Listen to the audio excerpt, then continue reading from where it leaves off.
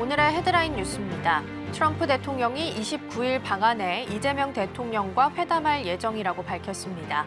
트럼프 대통령은 한국에서 1박을 한 후 다음 날인 30일 시진핑 중국 국가주석과 미중 정상회담을 갖고 당일 귀국할 예정입니다. 일론 머스크가 AI5 칩은 삼성전자와 TSMC가 함께 개발할 것이라고 밝혔습니다. 업계는 이번 협력을 계기로 테슬라와 삼성전자의 AI 반도체 동맹이 한층 강화됐다고 평가했습니다. 인텔이 시장 예상치를 웃도는 매출을 발표했습니다. 핵심인 X86 PC용 프로세서 수요가 회복된 영향으로 풀이되며 인텔 주가는 시간외 거래에서 급등 중입니다. 수명 만료로 가동이 중단된 고리원전 2호기의 계속 운전 허가 결정이 또다시 연기됐습니다. 원안위는 추가 검토가 필요하다며 다음 달 13일 회의에서 재논의하기로 했습니다. 시청자 여러분 안녕하세요. 여러분의 성공 투자를 응원합니다. 출발 증시와이드 2부 시작합니다. 진행의 이가은입니다. 어제 뉴욕 증시는 상승하면서 마감했습니다. 전날에 있었던 하락분을 되돌렸고요. 다우와 S&P 500 지수는 장중에 사상 최고치를 경신하기도 했습니다. 오늘 밤 우리 시간으로는 9시 30분에 CPI 발표가 예정이 되어 있죠. 다음 주에 금리 인하를 결정하는 데 있어서 이 방향성을 가늠할 수 있을 것으로 보이고요. 현재 CME 패드워치상으로는 99%의 확률로 인하 쪽을 가리키고 있습니다. 그리고 중요한 일정들도 정리가 좀 됐습니다. 29일에는 미국과 한국, 그리고 30일에는 미국과 중국이 각각 정상회담을 갖게 될 예정입니다. 이러한 내용들이 우리 시장 안에서 지수 상승의 호재로 작용해 줄 수 있을지 개장 후에 함께 챙겨보도록 하겠습니다. 자, 그럼 이어서 오늘 저희가 준비한 코너도 하나씩 소개해 드리도록 하겠습니다. 오늘 첫 번째 코너로는 빅애플 스탁 준비되어 있습니다. 다음 주 정상회담 일정이 확정이 되면서 특히나 기대감을 키워갈 수 있는 구간에 놓여 있습니다. 자세한 내용들 잠시 후에 점검해 보겠고요. 두 번째로는 와이드 리포트 준비되어 있습니다. 보통 전력설비 3대장이라고 하면 LS 일렉 그리고 HD 현대일렉, 효성중공업까지 포함하는데요. 이 중에서 LS 일렉과 HD 현대일렉이 하루 차이로 해서 실적 발표가 나온 상황입니다. 어제는 HD 현대일렉까지 공개가 되면서 효성중공업은 기대감으로서 같이 좀 오름세를 시연을 했었는데요. LS 일렉트릭을 중심으로 해서 투자 포인트들 함께 짚어보도록 하겠습니다. 자, 그럼 출발 증시와이드 2부 본격적으로 시작해 보도록 하겠습니다.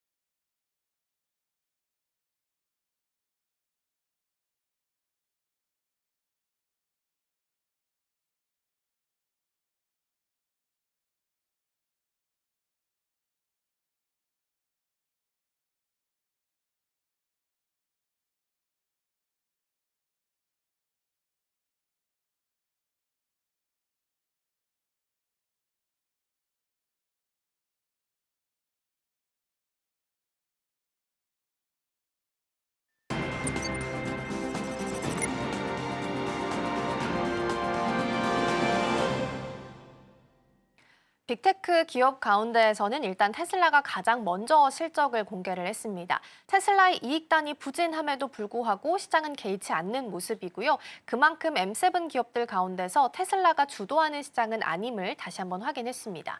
그래서 월가에서는 다음 주에 나오는 빅테크 기업들의 실적들이 앞으로 증시 랠리를 결정할 수 있다라고 예상하고 있는 상황인데요. 나오는 실적 하나씩 체크 좀 해드리도록 하겠고요. 다양한 경제 키워드 이어서 살펴보겠습니다. 오늘 도움 말씀에는 서울경제TV 윤경철 본부장 자리해 주셨습니다. 본부장님 어서 오세요. 네, 안녕하세요. 네, 오늘도 5가지 경제 키워드 준비되어 있고요. 첫 번째부터 함께 열어보겠습니다.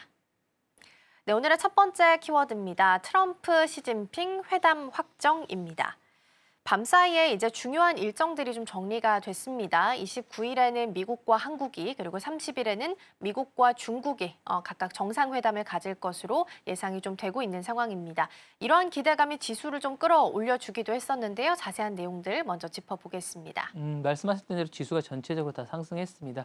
러시아 제재로 이제 유가는 급등을 했지만 이에 대한 우려가 좀 있었지만 실적 발표하는 기업들이 실적이 좋았고 무엇보다 이제 도널드 트럼프 대통령과 시진핑 중국 국가주석 간의 회담 소식이 이제 전해지면서 투자 심리가 살아났습니다. 그래서 다우지수는 0.31%, 그다음에 S&P 500 지수는 0.58%, 나스닥 지수는 0.89% 각각 올라서 이제 거래를 마쳤습니다.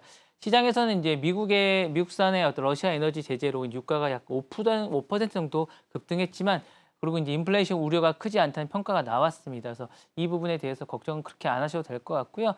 투자자들의 관심은 오히려 이제 트럼프 대통령 입에 달렸다고 할 수 있을 것 같아요. 이제 오는 30일 날 한국에서 시진핑 국가주석과 회담할 예정이라고 공식 발표했습니다. 그러자 이제 전날 위축됐던 미중 관계가 한편 풀리면서 이제 주가도 따라서 상승했다라고 말씀드리고 싶고요. 전문가들은 어쨌든 일시적인 변동성으로 이제 강세장을 과소평가해서는 안 된다면서 AI 중심으로 한 글로벌 기업들이 생산성 향상이 주가 상승을 견인하고 있다고 분석했습니다. 그러다 이제 기술주도 동반 상승했습니다. 테슬라 순이익에도 부직하고 어쨌든 2.28% 정도 상승했고요. 엔비디아는 1.04%, 애플은 0.44%, 알파벳은 0.48% 각각 상승하면서 그러니까 전반적으로 기술주장을 이끌었다고 할 수 있을 것 같습니다. 또 이채려온 건 양자 컴퓨터 관련주이라고 말씀드릴 수 있을 것 같은데요. 월스트리트저널이 미국 정부가 이제 인텔과 마찬가지로 양자주 관련해서도 이제 지분 투자 방안을 논의하고 있다라고 하면서 일제히 다 상승했습니다. 그래서 아이온큐와 이제 리게이트라든가 디웨이브라든가 이런 주식들이 다 상승하면서 이제 주도했습니다. 또 이제 미국의 제재 여파로 이제 국제 유가도 2주 만에 최고치를 기록했습니다. 서부 텍사스산 WTI 주가 배럴당 3.29달러 오른 61.79달러에 마감을 했고요. 브렌트유는 3.40달러 오른 65.99달러에 마감을 했습니다. 전반적으로 이제 전문가들은 이렇게 이야기하고 있습니다. 러시아 제재가 내년 원유 시장의 공급 부족을 초래할 수 있다라고 전망을 했습니다. 그래서 어느 정도 이건 설득력 있지 않을까라는 생각이 들고요. 전반적으로 이렇게 하면서 이제 마감했다라고 말씀드리고 싶습니다. 네, 먼저 전반적인 마감 상황 함께 살펴봤습니다. 그래도 뉴욕 증시가 전날에 있었던 하락분을 대부분 되돌리면서 마무리를 했다라는 부분이 가장 중요할 것 같고요. 다우와 S&P 500 지수는 장중에 다시 한번 사상 최고치를 경신하는 모습이 나타나기도 했습니다. 가장 기대감이 높은 건 미중 정상회담에 대한 내용이 될 수밖에 없겠죠. 실제로 시장에는 어떤 변화를 가져올 것으로 예상하고 있을까요? 트럼프 대통령이 아침까지 계속 이제 기자회견 이런 관련된 우리나라 시간으로 이제 아침까지죠. 계속 이야기를 하더라고요. 상당히 많은 이야기를 하면서 이제 뭐 여러 가지 질문을 하더라고요. 근데 약간 특이한 게 질문자에게 어디서 왔냐고 물어보더라고요. 웨어프라고 되게 많이 물어보더라고요. 그래서 이게 무슨 뜻인가? 왜냐면 중국 기자나 다른 기자일지 몰라서 그렇게 얘기하는 것 같은데 이 자체는 어쨌든 트럼프 대통령이 지금 입에 다들 주목하고 있다고 보시면 될 것 같아요. 이제 뉴욕 증시는 약간 이런 거라서 어쨌든 미중 간의 어떤 그 자체로 정상회담 그 자체로 안도감을 주고 있지 않나라는 생각이 듭니다. 이제 그동안 관세라든가 수출 규제라든가 반도체 제재 등으로 긴장감을 상당히 높였었는데 이런 관계를 어쨌든 미중 관계가 되면 결과물을 내놓지 않겠습니까? 그리고 완화됐다라는 기대감이 커질 것 같고요. 특히 이제 나스닥에 많이 들어가 있는 기술 중심의 투자 심리가 많이 살아났다라고 볼 수 있을 것 같습니다. 그래서 뉴욕 증시에도 테슬라와 엔비디아, 알파벳 등 주요 종목이 일제히 상승하는 것이 그것이 아닌가라는 생각이 들고요. 콜롬비아 대학의 토머스 크리스텐 교수는 이렇게 얘기하고 있습니다. 회담이 양국 관계를 완전히 회복하거나 리셋을 못하겠지만 시장에 이제 어느 정도 이게 이제 그 트럼프 대통령의 가장 큰 장점이자 단점은 예측을 못하겠다는 거예요. 특히 시장의 이런 불안정성을 되게 싫어하는데 어쨌든 에이펙 회담까지는 어느 정도 예측 가능한 툴을 제공하게 될 것이다라고 이야기하고 있습니다. 또 다른 전문가는 합의보다는 관계 악화를 막는 것이 현실적인 목표였는데 일단 그건 막았다. 라고 평가하면서 이런 것들이 시장에 그때 반영되는 게 아닌가라는 생각이 됩니다. 다만 아직까지 계속 이제 언급하고 있는 양안 문제라든가 히트로 수출 제한이라든가 반도체 규제가 완전히 해결됐다고 보기가 어렵지만 일단은 큰 불은 껐다라고 보시는 게 맞지 않을까라는 생각이 듭니다. 네, 미중 정상회담에 대한 일정 남아있는 상황이고요. 말씀 주신 것처럼 어제 양자 컴퓨팅 쪽도 시세가 좀 나기도 했습니다. 월스트리트 저널에서 미국 상무부가 양자 컴퓨팅 관련한 기업의 지분 투자 논의하고 있다라는 소식이 좀 전달이 됐었는데 다만 상무부 쪽에서는 현재 어떤 기업과도 협상 중이 아니다라고 다시 한번 코멘트를 남겼기 때문에 주가 추이는 조금 더 지켜보시면 좋겠습니다. 첫 번째 키워드 살펴봤고요. 두 번째로 넘어가 보겠습니다. 네, 두 번째 키워드입니다. 테슬라 칩, 삼성, TSMC 동시 제작입니다. 어제 이제 테슬라 실적 발표 나오고 어닝콜에서 이러한 내용들이 속보로 전해지게 됐습니다. 이제 TSMC가 단독으로 만들었던 AI5 칩을 삼성전자랑 같이 만들겠다라는 뜻으로 해석을 좀 할 수 있을 것 같은데요. 뉴스 먼저 어떤 내용인지 확인해 보겠습니다. 이게 이제 일론 머스크 CEO가 직접 얘기했다는 게 약간 의미가 있을 것 같아요. AI5 칩이 TSMC와 삼성전자가 함께 제조할 것이다라고 이야기한 건 삼성전자가 참여하게 될 것이 상당한 의미가 있습니다. 왜냐하면 그 다음에 하는 AI6 칩을 어쨌든 삼성전자가 단독으로 하기 때문에 이 부분이 상당한 의미가 있을 것 같고 어쨌든 AI의 5 칩은 테슬라와 이제 그 자율주행 시스템을 주도하는 핵심 두뇌라고 할 수 있을 것 같고요. 초당 어쨌든 수조 번의 어쨌든 변이를 전산을 처리하는 만큼 고도의 인공지능 기술이 필요로 합니다. 그래서 이런 부분에서 어느 정도 우리나라의 어떤 기술력을 인정받은 게 아닌가라는 생각이 들고요. 규모는 약 165억 달러로 이제 그 전에 맺었던 계약은 상당히 높은데 이것과 마찬가지로 연장선상에서 또 한 번 동맹을 과시하게 됐다는 점에서 우리 주식에도 상당한 좋은 의미가 되지 않을까라는 생각이 듭니다. AI5 칩은 기존 테슬라의 자율주행 칩보다 연산 효율이 크게 높아지고 소비 전력이 크게 이제 줄어드는 그런 칩입니다. 그래서 이 부분에 삼성전자 입장에서는 자율주행 AI 반도체 시장에서 이제 TSMC와 이제 어깨를 나란히 한다는 상징적 의미가 좀 있을 것 같고요. 이번 기회로 어쨌든 전략적 기획도 잡게 될 것 같습니다. 어쨌든 TSMC는 전 세계 파운드리 시장의 한 60%를 차지하고 있습니다. 삼성전자가 30% 안팎을 차지하고 있는데 이번에 어쨌든 참여로 상당수 그 부분도 좀 올라가지 않을까라는 긍정적인 기대감도 좀 갖게 합니다. 산업 전문가들은 테슬라의 특정 기업이 어쨌든 의존하기보다는 공급망을 다양하려고 하는 의도가 이번에 드러났다라고 보시면서 동시에 삼성에게는 기술 신뢰도를 증명할 수 있는 좋은 기회다라고도 이제 이야기하고 있습니다. 네, 이제 TSMC가 단독으로 생산을 했던 걸 삼성전자랑 이원화하는 전략으로 테슬라가 좀 취하는 것으로 보이고요. 그동안 삼성전자한테 있어서는 파운드리가 가장 큰 아픈 손가락 중에 하나였고 적자 폭이 좀 컸다라는 문제점이 있었는데 이러한 부분들을 하나씩 좀 해결해 나가는 듯한 움직임이 나타나고 있어서 긍정적으로 해석을 좀 붙여볼 수 있지 않을까 싶습니다. 자, 그럼 이번 계약을 통해서 삼성전자와 TSMC, 파운드리 경쟁 구도에 있어서는 어떤 변화를 찾아볼 수 있을까요? 네, 맞습니다. 그러니까 어쨌든 삼성전자가 TSMC 독점 체제를 실질적으로 흔들었다는 데 큰 의미가 있을 것 같아요. 그동안 테슬라의 첨단 칩은 TSMC가 전담해 왔습니다. 독점해 왔다는 말이죠. 그래서 이번에 테슬라가 삼성전자 병행 파트너로 지정하면서 삼성은 다시 한 번 더 글로벌 AI 반도체의 중심에 올라서지 않을까라는 생각이고 일단 큰 변화는 신뢰 회복인 것 같아요. 삼성전자가 이제 최근까지 첨단 수율 문제로 이제 TSMC에 좀 밀리고 있다. 이게 현실적인 얘기였습니다. 그래서 그랬는데 이번 계약을 통해서 테슬라로부터 3나노급 기술력을 어느 정도 인정받은 게 아닌가. 미국은 이런 거에 아주 뭐 친소 관계를 일단 명확하거든요. 그래서 어느 정도 쓸만하다라고 생각한 게 아닌가라는 생각이 들면서 이런 부분에 3나노급의 어쨌든 그 기술력에 대해서 신뢰가 회복됐다라고 말씀드릴 수 있고 이거는 이제 단순한 어떤 뭐 생산 확대 측면이 아니라 글로벌 고객사에게 테슬라도 쓴 거니까 갖다 써도 된다라는 어떤 안정적인 파운드리 파트너로서의 신호를 준 게 아닌가라는 생각이 들고요.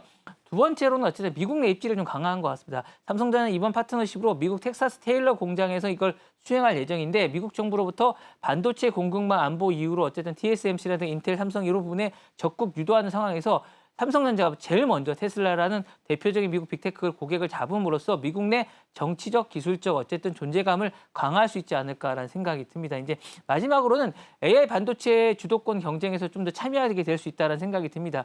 TSMC는 그동안 오랫동안 어쨌든 애플이라든가 엔비디아라든가 AMD의 칩 설계에 됐던 기업들과 이제 파트너로 자리를 잡았었는데 삼성이 이 한 자리를 또 차지하게 됐다라는 거죠. 이번 협력을 통해서 자율주행이라든가 AI라든가 데이터 센터 등의 새로운 시장을 동시에 공략할 수 있는 발판을 마련했다라고 생각이 듭니다. 그래서 어쨌든 이번 계약은 단순한 뭐 수주가 아니라 AI 반도체의 세력 균형이 TSMC 독주에서 어쨌든 삼성전자의 양강 구도로 옮겨가는 이런 시도로 볼 수 있지 않을까라는 생각이 듭니다. 네, 삼성전자의 파운드리에 대한 경쟁 구도에 있어서 조금씩 그 파이를 좀 가져올 수 있을지도 함께 챙겨보시면 좋겠습니다. 자, 그럼 이어서 세 번째 키워드로 넘어가 보도록 하겠습니다. 네, 오늘의 세 번째 키워드입니다. 구글 양자컴 획기적 성과입니다.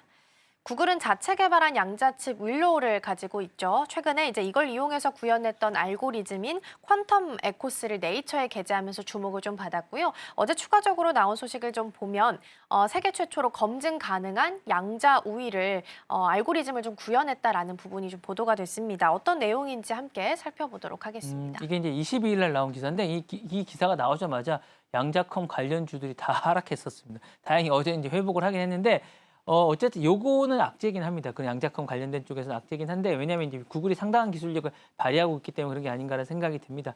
그래서 이런 부분에서 상당한 의미가 있을 것 같고요. 구글이 이제 22일 현지 자사칩인 윌로우에 동작한 알고리즘 퀀텀 에코스의 성능을 발표했는데 이게 슈퍼컴퓨터보다 13,000배 빠른 속도로 문제를 풀어낸다고 이제 밝혔습니다. 더 중요한 건 이 알고리즘이 단순히 빠르다는 게 아니라 결과가 재현 가능하고 검증하다. 그러니까 이게 안정적으로 뭔가를 계속 한 번 한 게 아니라 여러 번 할 수 있고 상용화가 가능하다는 어느 정도의 이제 이야기를 하고 있다고 말씀드리고 싶고 이 알고리즘을 통해서 분자의 구조를 비롯한 물질 화학이라든가 반응 분석이라든가 이런 것들을 빠르게 할 수 있기 때문에 우리가 삶이 많이 변하지 않을까라는 생각이 들고요. 퀀텀 해커스는 이제 시계열을 거꾸로 진행하는 방식으로 양자율의 신호를 보내고 이를 뒤집어서 되돌아오는 에코 신호를 분석하는 구조라고 합니다. 이 과정에서 이제 발생하는 복잡한 양자 상관관계를 이용해서 기존 컴퓨터로는 사실상 불가능했던 많은 것들을 해결한다고 합니다. 그래서 좀 기대가 큰데요. 구글 측은 만약에 결과가 검증할 수 없다면 어떻게 응용하냐는 이 언급을 하면서도 이번 성과의 검증 가능성이 가능하고 우리가 검증을 했다라고 생각하면서 상당한 성과라고 이제 이야기를 하고 있습니다. 그래서 이번 양자 컴퓨터는 사실상 역사적으로 상당한 전환점이 되거나 이제 의미가 있을 것 같습니다. 양자 우월성 등은 속도 경쟁이 아니라 이제는 속도 플러스 검증까지 했다는 점에서 두 마리 토끼를 잡았다는 점에서 상당한 의미가 있지 않을까라는 생각이 듭니다. 네, 구글은 양자에 있어서도 진심이기도 하죠. 자체적으로 개발했던 윌로우를 활용을 해서 이번에 알고리즘을 구현을 해낸 거고요. 그걸 이제 네이처에 게재하면서 주목을 받은 상황으로 정리할 수 있겠습니다. 말씀 주셨던 알고리즘은 이제 검증 가능하다라는 특징을 가지고 있기 때문에 우리가 양자가 눈에 보이지 않기 때문에 어려운 개념이다라고 생각했던 부분을 검증할 수 있다라는 부분에서 한 발짝 조금 더 나아갔다라는 부분에 점수를 좀 줄 수 있겠습니다. 자, 그러면 구글은 이번 성과로 양자 컴퓨터의 상용화가 한 걸음 더 다가왔다라고 이야기를 했습니다. 실제로 상용화까지는 어느 정도 남았다라고 보고 있을까요? 일단 뭐 이제 제가 볼 때는 검증을 했기 때문에 또 할 수 있다라는 의미를 좀 부여한 것이지 상용화는 사실 이제 누구나 쓸 수 있고 편하게 쓸 수 있다라는 건데 가야 할 길이 멉니다. 기술적 물리적 한계가 좀 있고요. 결론부터 말씀드리면 본격적인 상용화까지는 최소 5년, 많게는 10년까지 걸릴 것으로 보입니다. 이유는 가능합니다. 이유는 여러 가지 중에 하나 오류 보정 문제가 좀 있습니다. 양자 컴퓨터의 가장 큰 한계가 오류율입니다. 그러니까 양자 비트, 큐비트가 외부 환경의 미세한 온도라든가 전자기파 등에 쉽게 영향을 받아서 오류가 발생하기 쉽습니다. 그래서 오류 보정 기술이 완벽하게 확립되지 않으면 실제 산업용 계산으로 활용하기가 어렵습니다. 근데 이 부분에 대해서 이제 최근에 노력을 많이 해야 되는데 아직은 실용화 수준이 아니라고 합니다. 그리고 이제 규모의 한계가 좀 있습니다. 이게 어쨌든 최신 양자칩인 윌로우가 수백만 개의 큐비트를 장착하고 있는데 이걸 만들어내는데 비용이 너무 많이 발생합니다. 그래서 현실 응용을 하려면 수십만 개, 수백만 개 어쨌든 안정적인 큐비트가 필요한데 이건 단순한 수량이 아니라 모든 것들을 이제 똑같이 유지해야 되기 때문에 극도로 까다로운 기술적 과제가 아닌가라는 생각이 들어서 규모의 한계가 좀 있다는 말씀드리고 싶고요. 무엇보다 이제 비용과 인프라입니다. 이게 어쨌든 양자 컴퓨터가 절대 영도에 필요한 가까운 온도죠. 마이너스 273도 근처에서만 안정적으로 작동하는데 이 냉각 강치라든가 진공 시스템이라든가 에너지 소비량이 매우 큽니다. 그래서 비용이 많이 발생한다고 하고 어쨌든 이런 운영비라든가 이 전력 소모가 큰데 과연 이게 기술이 되더라도 이게 상용화가 되기 위해서 쓸만한 가치가 있느냐라고 봤을 때 어쨌든 효율적인 구조를 만드는 데는 상당한 시간이 필요하다. 그래서 제가 볼 때 이런 시간들이 최소로 잡아서 5년이고 길게 잡으면 10년까지도 걸리지 않을까라는 생각이 듭니다. 네, 상용화까지는 실제적으로 시장이 좀 많이 남았다라고 보고 있는 것 같기는 합니다. 구글의 윌로우 칩과 관련된 이슈까지 함께 짚어봤고요. 다음으로 넘어가 보겠습니다. 네, 다음 키워드입니다. 메타 AI 전쟁의 그늘입니다. 메타가 AI 인력을 감축하면서 조직 효율화 작업에 다시 속도를 내고 있다고 합니다. 최근에는 AI 패권 경쟁을 벌이면서 인재들을 공격적으로 영입을 한 바가 있는데 이번에는 상대적으로 인원 감축에 대한 이야기가 나오게 된 겁니다. 뉴스 먼저 확인해 볼까요? 저커버거 CEO가 이제 그런 생각을 하는 것 같아요. 이제 많은 돈을 투자했는데 주주들에게 이게 부담이 되는 거예요. 계속 모집을 하고 돈이 고가의 어쨌든 인력들을 너무 많이 데우다 보니까 이런 부분들에 대해서 어쨌든 상당한 부담이 좀 되는데 이런 상황 속에서 어쨌든 메타는 자사의 슈퍼 인텔리전스 연구소의 소속의 직원 600명을 해고했습니다. 그러니까 감원했다고 보시면 될 것 같고요. 메타 측은 보도 자료가 사실이라고 얘기하면서 조직 효율화를 위한 조치라고 하긴 했습니다. 그래서 이건 사실 최근에 이제 영입하고 나서 이제 얼마 되지 나서 했다기 때문에 상당히 상징적인 의미가 아닌가라는 생각이 듭니다. 특히 메타는 오픈AI라든가 뭐 구글이라든가 엔트로피가 AI 패권을 경지고 있는데 이런 상황 속에서 어쨌든 인력 감축 소식이 전해지면서 업계는 AI 투자 구조조정이 동시에 지내는 역설적인 상황이라고 평가를 했습니다.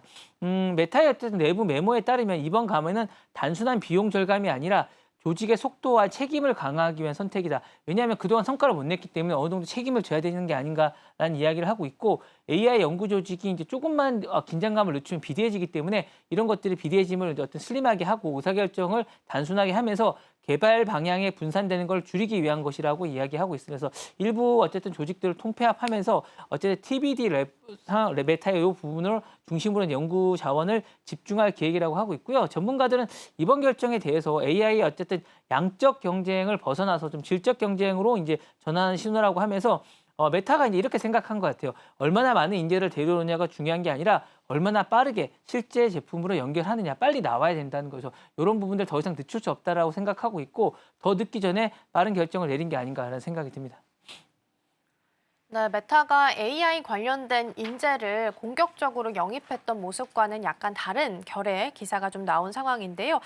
이렇게 되면 글로벌 AI 인재 시장에 있어서도 상당한 영향력을 미칠 수밖에 없을 것 같습니다. 어떤 부분들을 좀 예상해 볼 수 있을까요? 일단은 이게 양적인 것보다 효율성을 좀 따진 것 같아요. 그래서 이게 주식시장에는 상당히 긍정적입니다. 왜냐하면 주주들 입장에서는 너무 인재를 많이 배워서 비용이 많이 발생하는 것보다 결과물을 빨리 나올 수 있게끔 뭔가 긴장감을 준다는 측면에서 상당히 좋을 것 같고요.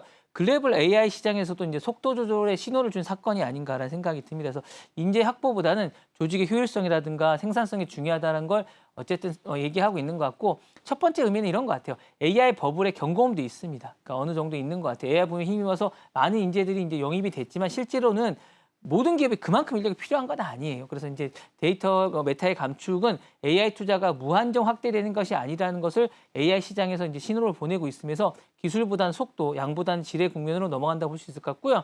경쟁사 전략에도 영향을 줄 것 같습니다. 만약 이게 지금 뭐 서로 인재를 막 영입하다 보니까 몸값도 뛰고 비용이 많이 발생하는데 메타의 이번 결정으로 어쨌든 이 부분에 대해서 상당히 영향을 주지 않을까. AI의 어쨌든 이 버블에 관한 경종심을 울리면서 어느 정도 속도 조절할 것 같은 생각이 듭니다. 구글은 최근에 말씀드렸던 퀀텀 에코스라는 발표로 양자 AI 쪽에 무게 중심을 두고 있고 MS는 오픈 AI 쪽에 하면서 자체적으로는 그렇게 열심히 하지 않고 있습니다. 그래서 이런 부분에서 그리고 오픈 AI는 GPT-5 이후에 AI 에이전시 개발에 어쨌든 인력을 집중하고 있는데 이런 부분에서 각자가 잘하는 AI 분야에 집중하겠다는 거고요. 메타도 모든 걸 다 하는 게 아니라 자신들만의 강점인 것들을 해서 어쨌든 시너지를 내겠다는 생각을 좀 갖고 있는 것 같습니다. 그래서 다른 기업들도 인력보다는 모델의 어쨌든 최적화라든가 인프라 효율화 쪽으로 방향성을 잡지 되지 않을까라는 생각이 듭니다.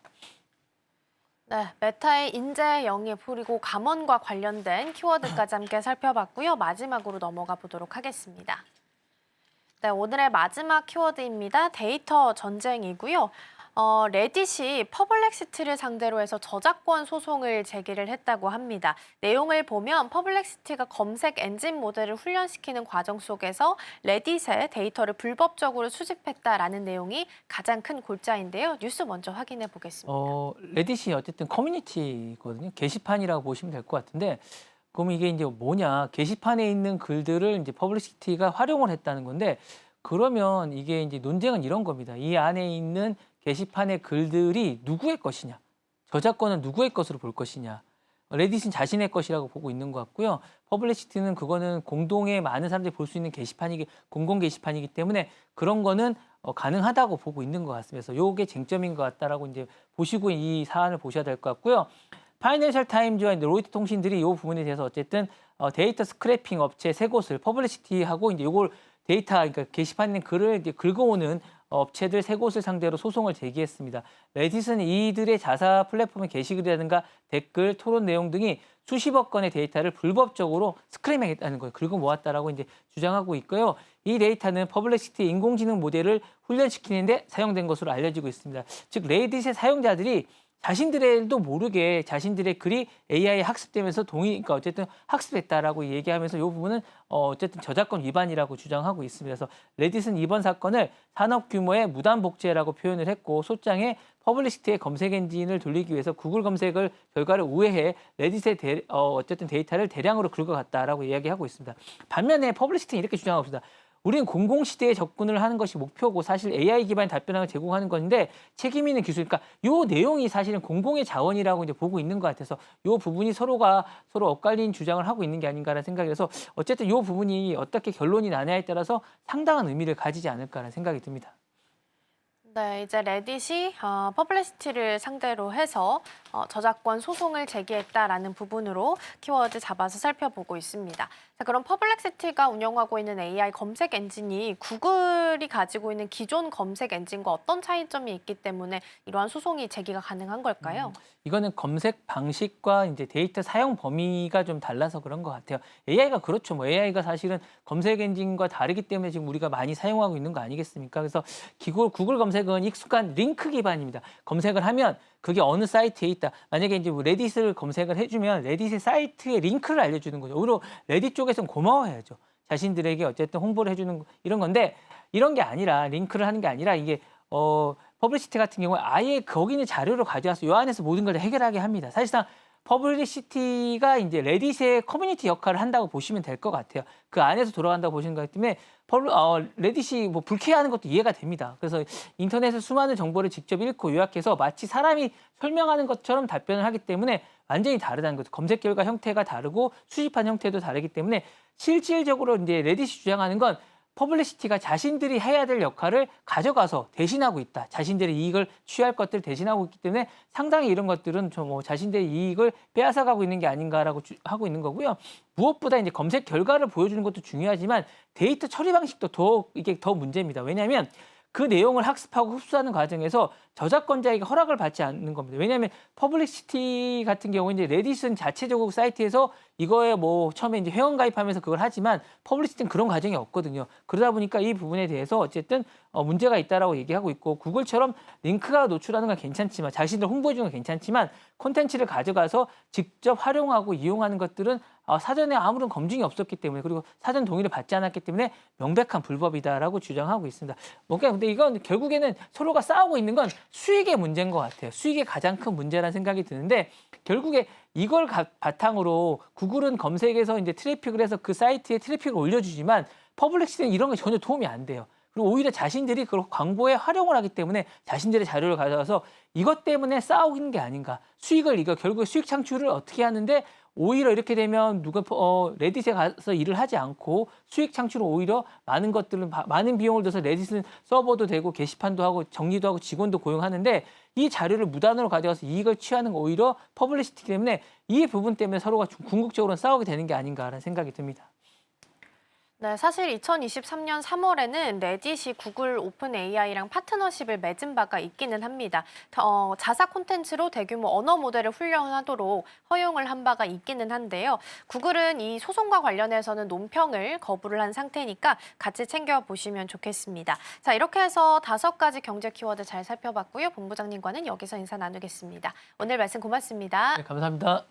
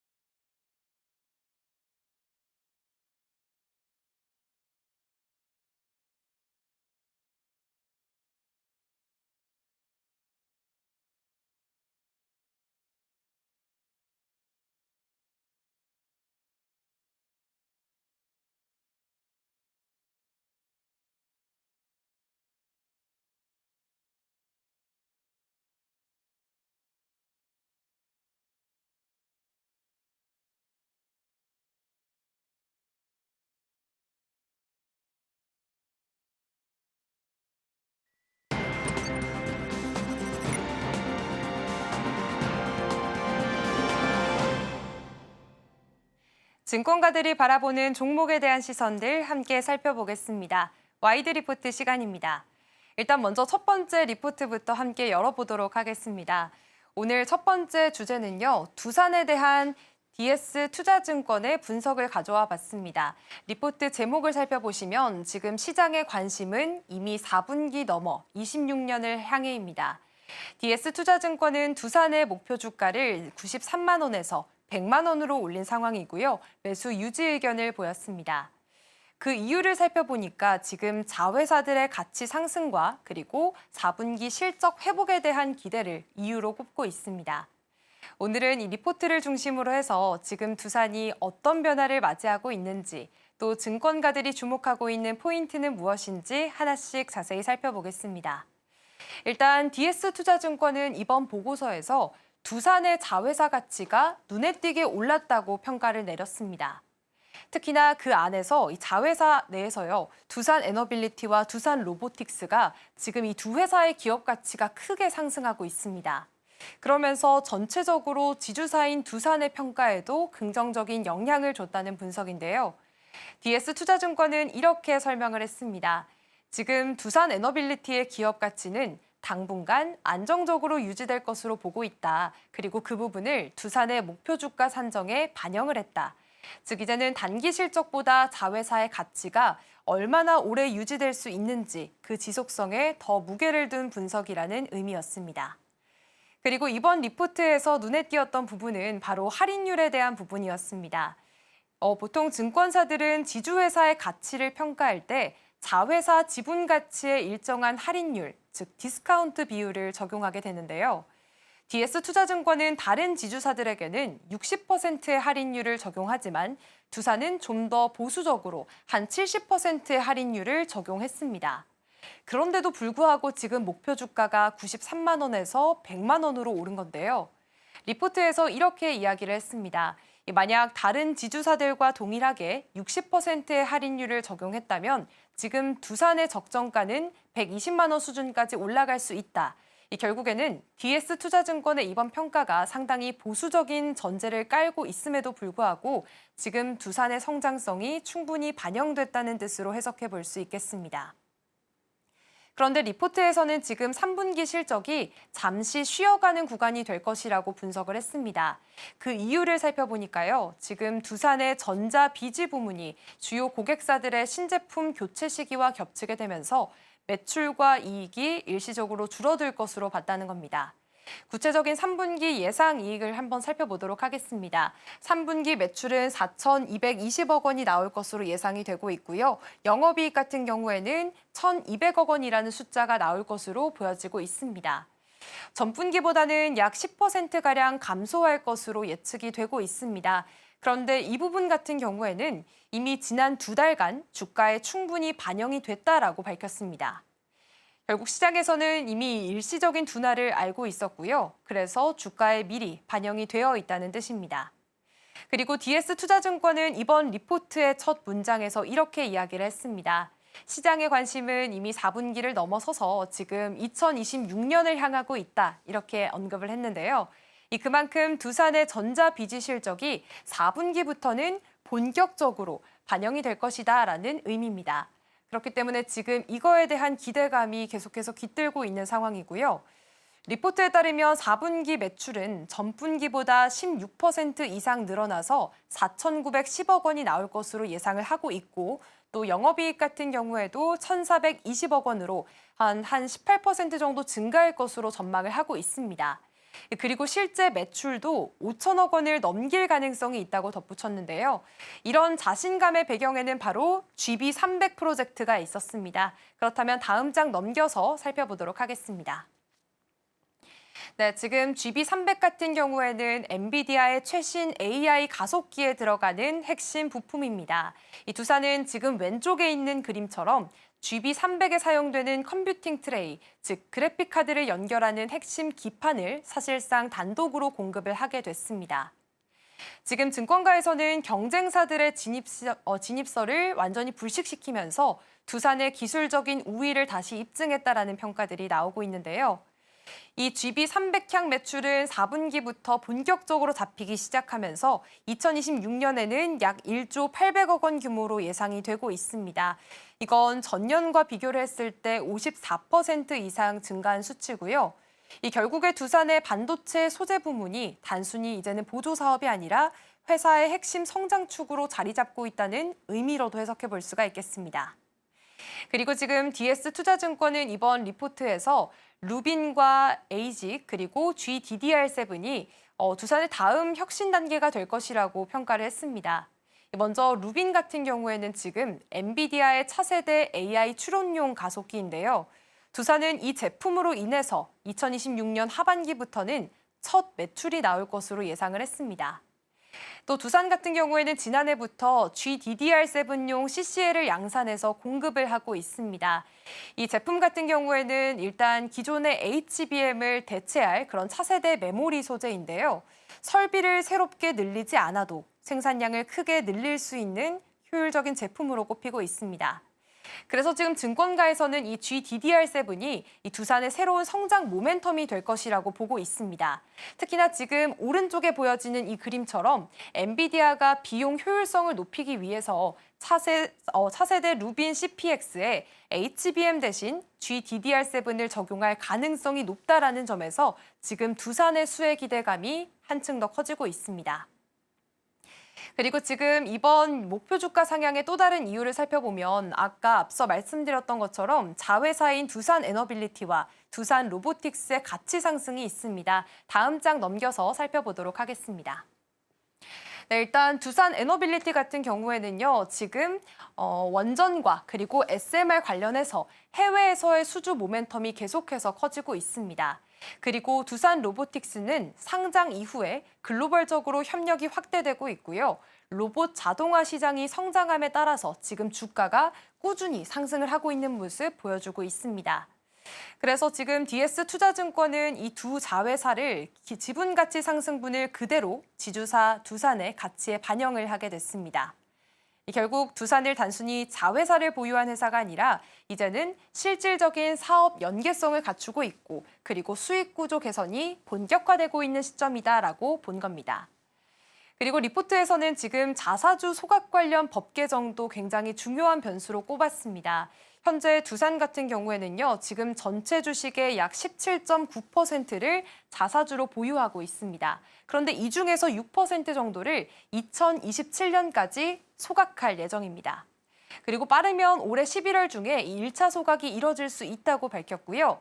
그렇다면 남은 11.9% 역시나 향후에 상법 3차 개정 시점에 맞춰서 소각이 검토될 가능성이 있다고 합니다. 이 법안은 기업이 보유한 자사주를 의무적으로 소각하도록 하는 내용을 담고 있는데요. 주식 수가 줄어드는 만큼 주주 한 사람당 주식의 가치가 올라가는 효과가 기대가 되고 있습니다. 그래서 두산은 이 법안이 통과됐을 경우에 가장 큰 수혜를 받을 기업 중에 한 곳으로 꼽히고 있습니다. 지금 DS투자증권은 이번 리포트에서 두산의 실적 회복이 단기적인 반등이 아니라 구조적인 성장 단계에 들어섰다고 평가를 했습니다. 핵심 요인은 4가지로 정리가 되는데요. 다시 한 번 더 짚어보도록 하겠습니다. 일단 첫 번째로는 두산 에너빌리티, 두산 로보틱스를 비롯한 이런 자회사들의 가치가 상승이 되고 있고, 그리고 두 번째로는 전자 비즈 부문의 4분기 실적 반등이 예상되고 있습니다. 그리고 세 번째로는 앞서 살펴봤던 사진처럼 지금 엔비디아향 공급이 확대가 되고 있다는 점도 긍정적으로 작용이 되고 있고요. 마지막으로는 이 자사주 소각, 법 개정에 따른 수혜 기대감도 함께 꼽히고 있습니다. 이에 따라서 결론 다시 한번 살펴보겠습니다. 지금 목표 주가 같은 경우에는 100만 원으로 상향하는 모습이었고요. 매수도 유지 의견 제시했습니다. 그렇다면 어제장의 두산 주가 흐름들 함께 살펴보겠습니다. 네, 일단 어제 두산의 주가는 1% 넘게 빠지면서 78만 2천 원 선에서 거래를 마쳤습니다. 사실 어제는 좀 떨어지긴 했지만 그래도 두산은 10월 들어서 무려 50% 가까이 급등하는 흐름을 보이기도 했는데요. 특히나 기관 투자자들이 한 달 동안 1,300억 원 넘게 순매수에 나서면서 상승세를 이끌기도 했습니다.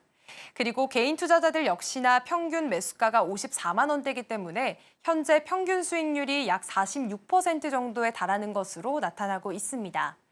지금 시장에서는 두산을 AI 반도체 소재 수혜주, 그리고 원전과 로봇 테마의 핵심 기업으로 바라보고 있습니다.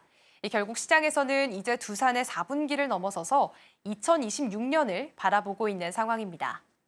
네, 그렇다면 다음 리포트로 함께 넘어가 보도록 하겠습니다. 다음 리포트는 LS 일렉트릭에 대한 IBK 투자증권의 리포트를 가져와 봤습니다. 리포트 제목은요, 견조한 성장 스토리입니다. 사실 이 LS 일렉트릭 같은 경우에는 최근 실적 발표를 했습니다. 최근 증권가에서는 관세 부담이 일시적으로 수익성을 누르긴 했지만 그래도 해외 수주 확대와 생산 능력 중심으로 지금 성장 모멘텀이 여전히 유효하다라는 평가들을 내세우고 있습니다. 특히나 IBK 투자증권 같은 경우에는 지금 LS 일렉트릭의 목표가를 기존 34만 원에서 40만 원으로 올리는 모습을 보여줬고요. 매수 유지 의견도 내놨습니다. 이렇게 긍정적인 전망을 내놓고 있는 이유가 무엇인지 그 근거와 함께 또 시장에서는 어떤 반응들이 나오고 있는지 하나씩 짚어보도록 하겠습니다. 그렇다면 먼저 최근에 발표했던 LS 일렉트릭의 3분기 실적부터 분석을 해보도록 하겠습니다. 일단 3분기 연결 기준 매출 같은 경우에는 지금 1조 2,163억 원이 숫자가 나오게 됐고요. 영업이익은 1,008억 원이 나오게 됐습니다. 매출은 시장 예상치와 거의 비슷하긴 했지만 이 영업이익 같은 경우에는 컨센서스였던 1,120억 원보다 약 11% 정도 낮게 나왔습니다. 그 이유를 살펴보니까요, 바로 미국 수출 제품에 부과된 관세 때문이었습니다. 이 관세 부담으로 인해서 이번에 영업이익이 조금은 예상 수치보다는 낮게 나온 모습이었는데요. 관세 비용을 자세히 살펴보니까 2분기에는 100억 원대 중반, 그리고 3분기에는 200억 원대 중반까지 늘어난 것으로 보여지고 있습니다. 결국에 좀 정리를 해보자면 매출은 잘 나왔는데 관세 영향으로 인해서 수익성이 다소 눌렸던 분기였습니다. 그런데도 불구하고 지금 전력 사업 부문 같은 경우에는 굉장히 탄탄한 성장세를 보여주고 있습니다. 지금 3분기 전력 사업의 매출을 살펴보시면요. 7,367억 원, 그리고 영업이익은 739억 원이라는 숫자가 나오게 됐습니다. 전년 동기 대비해서 지금 매출 같은 경우에는 15%, 영업이익은 37% 늘어나게 된 수치인데요. 특히나 그 안에서도 눈에 띄었던 건 바로 수출 증가세였습니다. 해외 매출이 전년 대비해서 지금 30% 넘게 늘어난 상태였고요. 그 국내 매출에 대한 그런 증가세도 소폭 상승을 했습니다. 이 배경을 정확히 살펴보니까요. 북미 데이터 센터로 가는 배전반과 변압기 납품이 확대가 됐기 때문입니다. 지금 AI 수요가 굉장히 늘어나고 있기 때문에 데이터 센터에서도 전력이 필요합니다. 그렇기 때문에 이런 납품 이슈가 있었고요. 이 덕분에 전체 수주 잔고가 4조 1천억 원으로 전년 대비해서 40% 이상 늘게 되면서 사상 최대치를 기록하기도 했습니다. 결국 일시적인 관세 부담이 있기는 했지만 이 관세 부담을 뺀다면 LS 일렉트릭의 본업은 오히려 더 강해지고 있다는 의미로 확인해 볼 수가 있겠습니다. 그리고 이번 리포트에서는 지금 해외 자회사들의 성장세도 굉장히 긍정적으로 평가를 했습니다. 특히나 미국과 베트남 법인을 중심으로 해서 자회사 매출이 전년 대비해서 38.6% 늘게 됐고요. 영업이익 같은 경우에는 더 큽니다. 지금 120% 넘게 급증한 모습을 확인해 볼 수 있는데요. 이 두 지역이 데이터 센터와 반도체 그리고 연료전지 산업을 중심으로 해서 새로운 수요를 빠르게 흡수하고 있다는 분석을 내놨습니다. 결국 LS 일렉트릭은 이제 단순히 제품을 수출하는 회사가 아니라 현지 생산과 납품 체계를 강화하면서 지금 글로벌 전력 솔루션 기업으로 도달을 하고 있다는 모습을 확인해 볼 수 있겠습니다.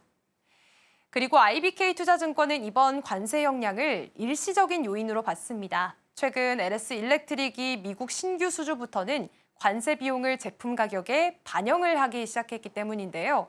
즉 결국에는 관세 부담을 지금 고객사에게 일부 전가하는 모습을 보여주고 있는 겁니다.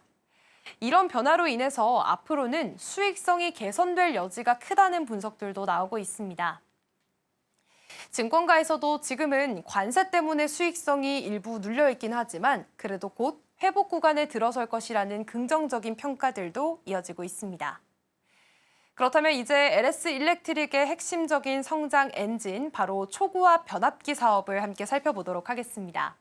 지금 3분기 기준으로 해서 초고압 변압기 수주 잔고는 1조 9,068억 원으로 전년 대비해서 134% 증가했고요. 전분기보다도 7% 이상 늘었습니다. 그리고 여기에다가 지금 10월에 부산 초고압 변압기 공장 증설이 마무리된다면 생산 능력이 기존에는 2천억 원에서 그리고 6천억 원으로 총 3배 정도로 확대가 되는 그런 효과를 확인해 볼 수가 있겠습니다. 즉 내년부터는 고부가 초고압 변압기 매출이 본격적으로 늘어나게 될 전망이고요. 지금 초고압 변압기는 데이터 센터나 반도체 공장 그리고 신재생 에너지 설비 등 대규모 전력 인프라에 꼭 필요한 핵심 장비로 꼽히고 있습니다. 최근 글로벌 전력망 투자 확대 흐름과 함께 맞물리게 되면서요. 이 부분이 LS 일렉트릭의 가장 중요한 성장축으로 꼽히고 있습니다. 그리고 이번 리포트에서 또 하나의 성장 포인트로 바로 ESS 기자재 수주 확대를 꼽고 있습니다. 이 내용도 자세히 살펴보면요. 지금 국내 2차 전지 고객사들을 대상으로 한 ESS 기자재 수주 금액이 1분기에는 200억 원이었고 2분기에는 700억 원으로 늘어났습니다. 그리고 이번 3분기에는요. 1,500억 원이라는 숫자가 찍히면서 분기마다 계속해서 빠르게 늘고 있는 모습들이 보여지고 있습니다. 결국에 LS 일렉트릭이 이제는 단순한 송배전 중심의 전력 회사를 넘어서서 2차 전지 산업의 전력 인프라 분야로도 확장을 하고 있다는 뜻으로 해석을 해볼 수가 있겠습니다. 이제 결국에는 전력에서 에너지 전반으로 지금 사업 생태계를 확장해 나가고 있는 모습이 굉장히 긍정적으로 평가가 되고 있고요. IBK 투자증권은 이번 리포트에서 투자 의견을 매수를 유지했습니다. 그리고 기존의 목표 주가였던 34만 원에서 40만 원으로 지금 17%가량 상향을 하는 모습을 보였습니다. 이건 지금 내년 주당 순이익을 13% 정도 상향 조정한 결과인데요. 그만큼 향후 실적 개선에 대한 신뢰도가 반영이 된 것으로 확인을 해볼 수가 있겠습니다. IBK 투자증권은 지금 특히나 관세 부담은 일시적인 요인일 뿐 지금 해외 수주 확대와 생산 능력이 증설이 되고 있기 때문에 중장기적인 성장세는 계속해서 이어질 것으로 분석을 하고 있습니다. 지금 이 IBK 투자증권뿐만 아니라 다른 증권사들도 잇따라서 LS 일렉트릭의 목표 주가를 상향하는 모습입니다. 어제 하루에만 다양한 리포트들이 나오기도 했고요. 12개 증권사가 일제히 목표가를 올리는 모습도 보였습니다. LS증권은 43만 원, 대신증권과 SK증권은 42만 원, KB증권과 NH투자증권은 41만 원을 제시했고요. 대부분의 증권사들이 40만 원 이상의 구간으로 LS 일렉트릭을 상향 조정하게 되면서 지금 성장 전망에 대한 증권가의 신뢰가 한층 더 강화됐다는 평가들이 나오고 있습니다. 그렇다면 어제장의 주가 흐름도 살펴보겠습니다. 네, 어제 LS 일렉트릭은 14% 넘게 뛰면서 15% 가까운 상승세로 36만 7천 원 선에서 거래를 마쳤습니다. 52주 신고가를 경신했고요. 시장에서는 이번 급등을 두고 실적 성장과 기업 가치 재평가가 동시에 이뤄진 사례로 평가를 내렸습니다. 그리고 사실 이 전력기기 사업 같은 경우에는 굉장히 요즘 AI 데이터 센터가 급증하면서 중요하게 평가를 받고 있습니다. 그렇기 때문에 앞으로의 관전 포인트는 크게 두 가지를 꼽아볼 수가 있겠는데요. 일단 첫 번째로는 생산 능력을 얼마나 확대를 할 수 있는지, 그리고 두 번째로는 고객사를 다변화할 수 있는지입니다. 우선 부산 공장 증설이 완료가 된다면 초고압 변압기 생산량이 크게 늘어나게 되면서 앞으로는 대형 데이터 센터나 HVDC 프로젝트에도 대응이 가능해지게 되겠죠. 또 북미 시장에서는 테슬라나 구글, 그리고 마이크로소프트, 아마존, 엔비디아처럼 글로벌 빅테크 기업들의 데이터 센터 전력 인프라 납품 기회가 확대가 되고 있습니다. 그렇기 때문에 이번 고객 다변화 같은 경우에는요, 매출 안정성과 실적 예측력을 높이는 핵심 요인으로 작용할 전망입니다. 앞으로의 주가 추이들 계속해서 살펴보시면 좋겠습니다. 지금까지 와이드 리포트였습니다.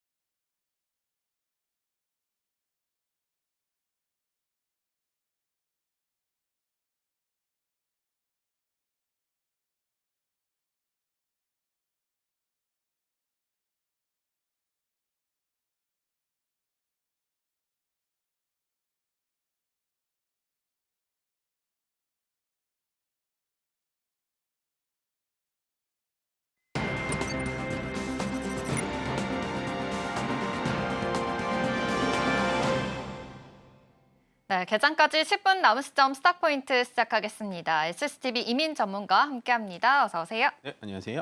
네, 간밤 뉴욕 증시 이슈부터 체크를 해봐야겠죠. 3대 지수는 상승으로 마감했습니다. 이제 에이펙 행사 카운트다운에 들어가게 됐습니다. 관련해서 계속 이슈가 나올 만큼 이러한 어떤 소식들이 나오게 될지 체크를 해보셔야 될 것 같은데요. 미중 회담이 확정이 됐습니다. 29일에는 한국과 만남을 가지고 30일에는 이제 시진핑 중국 국가주석을 만나겠다라고 확정을 한 만큼 이제 기대감이 더 올라온 모습으로 확인이 되고 있습니다. 어떠한 이슈들이 계속해서 좀 나오게 될지도 보셔야 될 것 같고요. 어제 우리 시장 같은 경우에는 이제 코스피가 3,900포인트 살짝 찍고 다시 내려왔습니다. 4,000피를 향해서 계속해서 좀 질주하고 있는 그래도 국내 증시 분위기다라고도 볼 수 있겠는데요. 역시 좀 수급적인 부분에서도 좀 불안정한 부분이 있고요. 특히나 환율이 또 급등을 했죠. 간밤에는 야간 이 거래에서 6개월 만에 또 최고 수준으로 환율이 올라간 만큼 이런 부분까지도 생각을 해보셔야 될 것 같습니다. 오늘 자세한 전략들 세워보겠습니다. 점관이 간밤에 환율이 또 급등하면서 마감을 했습니다. 어제 우리 국내 증시도 아무래도 코스피가 좀 고점 찍고 다시 내려온 만큼 환율 같은 부분에서 좀 우려되는 부분들이 있거든요. 외국인 매수세가 또 아무래도 떨어질 수 있을 것 같기도 하고요. 관련해서 어떻게 보실까요? 일단 어저께 환율이 1,440원을 좀 넘게 찍었다가 뭐 잠깐 또 내려왔다가 네. 야간 선물을 보니까 또 다시 1,440원 찍었다가 지금 네. 보면 한 1,437원 정도의 좀 마감을 짓고 있는데 아무래도 시장 자체에서 전체적인 큰 부담을 차지하는 건 맞습니다. 환율 부분이 올라가 있다라는 건 지수의 전체적인 부분에서는 어느 정도 당연히 긍정적인 얘기는 아니다라고 생각을 해주실 수 있는데 그렇지만 우리가 환율을 항상 생각을 할 때 예전에는 이제 원화만 약세면은 시장이 굉장히 악재다라는 표현이 맞는데요. 지금 전체적인 환율의 움직임을 본다면 우리나라의 원화만 약세뿐만이 아니라 옆 나라인 일본도 엔화가 굉장히 약세로 들어가 있고요. 거기다가 유럽연합 있죠. 유로화도 또 약세입니다. 그렇기 때문에 전체적인 글로벌적인 달러 환율 자체가 좀 약세인 부분만 여러분들 생각을 해주신다면 저는 사실은 그렇게 크게 걱정할 만한 브레이킹 포인트는 아니지 않을까라는 생각을 합니다. 더군다나 약간은 역발상적으로 본다면요. 전체적인 환율 자체가 우리나라 원화 약세로 이어진다면 우리나라가 수출에 대해서 굉장히 비중이 높은 국가이기 때문에 수출을 잘하는 품목들, 반도체라든지 자동차 쪽의 업계에 대해서는 약간은 좀 이번 분기에는 어느 정도 관세에 대한 여파가 있더라도 좀 리커버링 할 수 있는 분위기가 되지 않을까라는 생각을 합니다. 그래서 결론적으로 본다면 일단은 환율 급등, 원달러 환율의 급등에 대해서는 어느 정도 부담감은 있지만 전체적인 증시를 눌러줄 만한 그러한 완벽한 악재는 아니다라고 정리를 해드리겠습니다. 네, 역시나 지금 상승에 대해서 지금 포지션 잡고 있고 이러한 랠리들이 계속해서 가고 있기 때문에 환율에 대해서는 너무 악재로 받아들일 필요가 없다라고 코멘트해 주셨습니다. 이 점 참고해 보시면 좋겠는데요. 그럼에도 불구하고 공매도 잔고가 계속해서 늘어나고 있는 향상입니다. 사실 대차거래 잔고도 지금 최대를 기록했다고 하거든요. 이와 관련해서는 어떻게 좀 해석을 해보면 좋을까요? 일단은 시장이 좀 조정이 나오다 보니까 네. 약간은 좀 공포스러운 뉴스들이 좀 나오는 것 같아요. 그래서 아마 우리 투자인들의 이 심리를 좀 흔들 만한 뉴스들이 좀 나오는 것 같은데 공매도 잔고, 특히나 뭐 대차 잔고 같은 부분을 먼저 공매도에 약간은 선 반영이 돼 있다라는 거 얘기가 나오면서 공매도랑 대차 잔고 쪽, 특히나 대차 잔고 쪽에 대해서 잔고가 늘어나면서 이렇게 되면은 지수의 하방으로 베팅하는 세력이 늘어나는 거 아닐까? 이제는 지수가 좀 고점인가? 이제는 좀 내려올 때가 되었나? 이렇게 좀 고민이 되실 텐데 우리가 가만히 생각을 해보면요. 그냥 전고점, 코로나의 전고점인 3,316포인트에서 지금 3,900포인트로 오늘 시작할 것 같은데 3,900포인트까지 급격하게 올라왔습니다. 사실은 모든 기관 투자자나 외인 투자자들은요. 공매도가 제기가 되면서 지수가 급격하게 올라오면서 무조건 상방 베팅을 하는 게 아니고요. 지수가 올라가고 있는 중에 혹시나 밑으로 떨어질 수가 있어서 하방 베팅으로, 그러니까 해지 수단이라고 하죠. 해지 수단으로 공매도를 좀 걸어 놓습니다. 그렇기 때문에 지금은 지수가 급격하게 올라온 거에 대한 자연스러운 공매도도 같이 늘어나는 거기 때문에요. 만약에 여러분들 시장 참여를 좀 하고 계시다면 뭐 공매도가 늘어난다니 아니면 원달러 환율 때문에 시장이 좀 눌린다느니 이런 뉴스에 대해서는 공포감을 안 느끼셨으면 좋겠다. 전혀 걱정할 만한 포인트는 아니다라고 정리를 해드리겠습니다. 네, 좋습니다. 요즘 환율도 급등하고 있고 대차 거래 잔고도 늘어나고 있다 해서 우려되는 부분이 있어서 한번 짚어봤고요. 그래도 우려하지 않아도 된다. 긍정적인 포지션 주셨으니까요. 함께 참고해 보시면 좋겠습니다. 아무래도 시장을 상승으로 이끌고 있는 것 중에 하나 바로 반도체 빼놓을 수가 없겠죠. 간밤에는 반도체 기업 인텔의 실적이 나왔습니다. 시장 예상치 웃도는 매출 나왔고요. 관련해서도 프로세서 수요가 회복세를 보이면서 실적을 견인했다라는 분석까지도 쏟아지고 있습니다. 시간의 거래에서 7%, 8%까지 급등하기까지 했었거든요. 이러다 보니 오늘 우리나라 반도체 기업들 안에서도 또 이런 호재로 좀 반영을 해줄 수 있을 것 같은데 이런 반도체 랠리들도 한번 전략 세워보겠습니다. 어제 삼성전자, SK하이닉스 조금은 쉬어가는 양상이었는데 역시나 오늘 다시 올라와주고 있거든요. 이에 대해서 역시나 반도체 랠리 상승세 계속 지속된다라고 보시면 될까요? 그대로 가져가셨으면 좋겠어요. 계속해서 강력 홀딩 의견을 좀 많이 드리고 있는데 네. 요새 시장이 좀 올라와주면서 SK하이닉스와 삼성전자가 좀 조정을 받았습니다. 한 3일 정도 조정을 받았죠. 그래서 아직까지 보유하신 분들도 굉장히 대단하지만 그 보유하신 분들이 가장 많이 하는 질문이 이제는 좀 팔아야 되나요? 이제 꼭대기인가라고 생각을 하는데요. 일단은 인텔 실적이 잘 나온 것도 어떻게 본다면 이제는 또다시 AI 수요에 대해서 확인을 하는 실적에 정말 호실적이다라고 생각을 해주시면 될 것 같고 지금 내가 만약에 삼성전자 하이닉스를 아직도 보유하고 있다면 저는 이렇게 생각합니다. 지금은 매도를 고민한 시기는 아닌 것 같고요. 조금은 더 길게 가져가냐, 누가 더 오랫동안 보유하냐의 싸움으로 보입니다. 그렇기 때문에 내가 만약에 꼭 SK하이닉스와 삼성전자가 아니고 반도체 테마를 갖고 있다라고 한다면 조금 눌림이 있을 때는 오히려 겁먹지 말고 계속해서 강력하게 홀딩하면서 가셨으면 좋을 것 같고요. 현재 반도체 테마 자체의 전체적인 움직임 자체가 우리나라만 핫하게 올라가면은 제가 굉장히 경고 사인을 많이 드렸을 겁니다. 그렇지만 간밤에 인텔의 실적이라든지 앞으로도 계속해서 미국의 빅테크들의 실적이 나올 텐데 그 실적을 따라가다 보면 결국에는 앞으로도 계속 필요한 건 메모리 반도체고 그 메모리 반도체에서 작년까지 시장을 이끌어줬었던 건 HBM. 그 HBM조차도 이제는 추론 영역으로 넘어가다 보니까 메모리 반도체인 레거시 반도체의 최강자인 삼성전자까지 왔다라고 보시면 되기 때문에요. 지금은 전체적인 반도체 시장에서는 좀 겁먹지 않으셨으면 좋겠다라는 의견을 계속 말씀을 드리고 만약에 삼성전자와 하이닉스가 지금 50만 닉스다, 10만 전자 넘어간다, 이런 얘기가 나오더라도 흔들리지 않고 계속해서 가져가셨으면 좋겠다라는 의견을 계속 많이 드리고 있습니다. 그래서 지금은 다시 한번 정리를 해드리자면 모든 종목을 매수를 언제 할까, 매도를 언제 할까 이거 고민하는 게 아니라요. 그냥 매도를 안 하고 계속해서 강력하게 홀딩하시는 게 좋아 보인다라고 정리해드리겠습니다. 네, 지수는 계속 잘 가고 있고 상승하고 있는데 매도 안 하고 끝까지 끌고 가는 거 참 어려운 것 같습니다. 그래도 역시나 상승에 대해서 지금 계속 말씀해주고 계시는 상황이니까요. 보시면 좋을 것 같은데 그럼 소부장으로의 힌트도 좀 얻어봐야 될 것 같습니다. 얼마 전엔 HBM4 실물을 또 공개하기까지 했잖아요. 네. 그렇다면 그 안에서의 소부장들 어떻게 옥석 고르기를 해야 될지가 중요할 것 같습니다. 요즘 3D 랜드 쪽, 그다음에 HBM 소부장까지도 밸류체인 모두 다 상승 랠리 가져가고 있는데 어떤 전략들이 또 필요할까요? 일단은 소부장 쪽에서는 한 가지를 딱 정하셨으면 좋겠어요. 나는 전공정으로 갈 거야. 나는 HBM으로 갈 거야. 네. 나는 후공정으로 갈 거야 라는 건데 사실은 고성능화 되면서 가장 중요한 건 후공정입니다. 테스트 소켓 부분이라든지 아니면은 세척 부분이라든지 이쪽이 좀 중요하기 때문에 만약에 내가 소부장 쪽에서 좀 관심이 있다라고 한다면 저는 무게추를 조금 더 무겁게 두고 싶은 부분은 약간은 좀 후공정 쪽이 조금 더 앞으로의 발전 가능성이 더 있지 않을까라고 조심스럽게 좀 예측을 해보니까요. 여러분들도 후공정에 대해서 좀 많이 스터디를 해보시면 좋을 것 같습니다.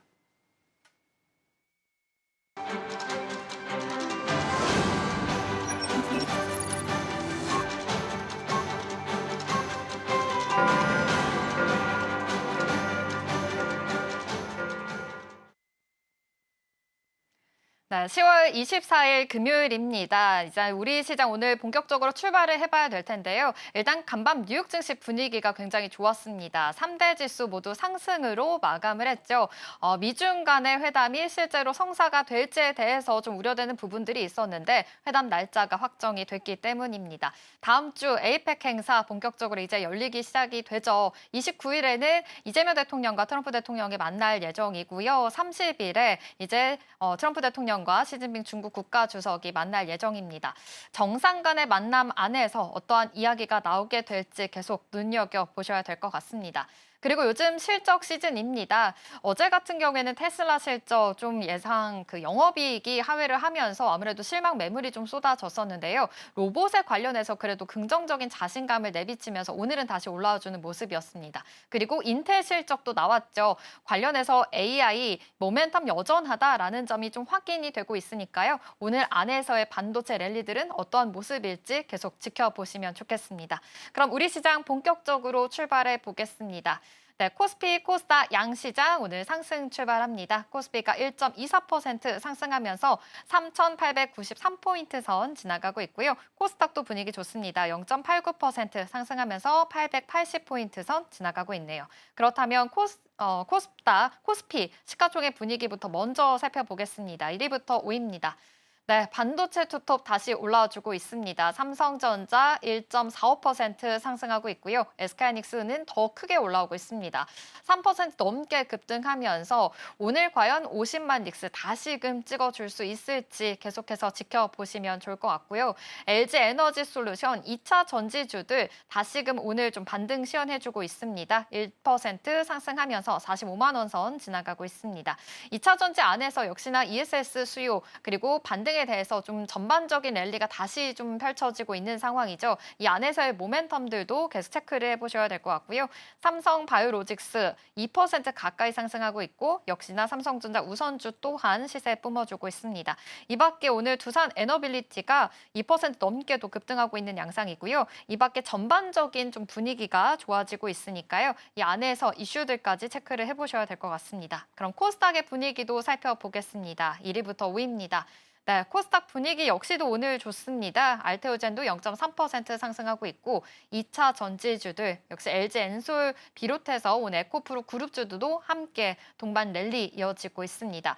특히나 에코프로가 조금 요즘 힘이 좀 강한 모습이죠. 오늘도 2.9%, 3% 가까이 반등해주고 있는 모습 체크가 되고 있고요. 레인보우 로보틱스도 0.9%, 바이오 종목 안에서의 순환매 계속 돌고 있습니다. 오늘 펩트론 0.1% 상승하고 있고 HLB 또한 0.45% 상승하고 있고요.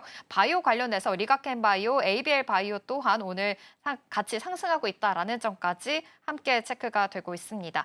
보로노이가 오늘 임상 관련해서도 이슈가 있습니다. 관련해서도 오늘 12% 급등 시연해주고 있으니까요. 예전까지 함께 체크해 보시면 좋겠습니다. 아침 상황이지만 수급도 보자면 역시나 아침 상황에 좀 외국인들의 매도세가 역시나 좀 찍혀있는 모습입니다. 코스피, 코스닥 양시장 외국인들 매도 포지션 찍혀 있고요. 선물 시장에서도 지금 외국인 매도 우위 보이고 있다는 점까지 확인해 드리겠습니다. 그럼 본격적으로 오늘 전략들 세워봐야겠죠. 전문가님 오늘 코스피가 3,900포인트 지금 찍으면서 시작을 했습니다. 역시나 좋은 시작 분위기인 것 같은데 오후장의 분위기가 또 달라지는 요즘이잖아요. 네, 맞아요. 지금의 분위기는 또 어떻게 보고 계실까요? 오늘은 오후장까지도 이대로 분위기가 이어질 것 같아요. 물론 금요일장이기 때문에 뭐 어떻게 될지는 저도 섣부르게 지수의 예측은 이제 앞으로 안 하기로 했습니다.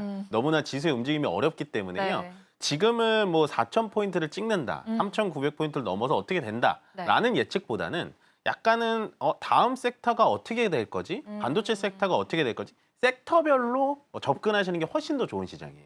그래서 오늘 약간 아침 시장 분위기를 좀 리뷰를 해드리자면 일단은 코스피 200 중에 삼성중공업이 6%가량 폭등을 해주고 있습니다. 어저께 실적 발표가 되자마자는 주가 자체가 좀 움직임이 좀 둔했는데 역시나 실적이 예상치 대비해서는 좀 상회가 나왔고 실적을 좀 뜯어보다 보니까 전체적인 실적도 괜찮게 나왔고 결국에는 조선 쪽에 대해서 실적은 당연히 잘 나올 줄 알았지만 어쨌든 그거보다도 더 강대한 실적이 나왔기 때문에 주가 급등이 나왔고요.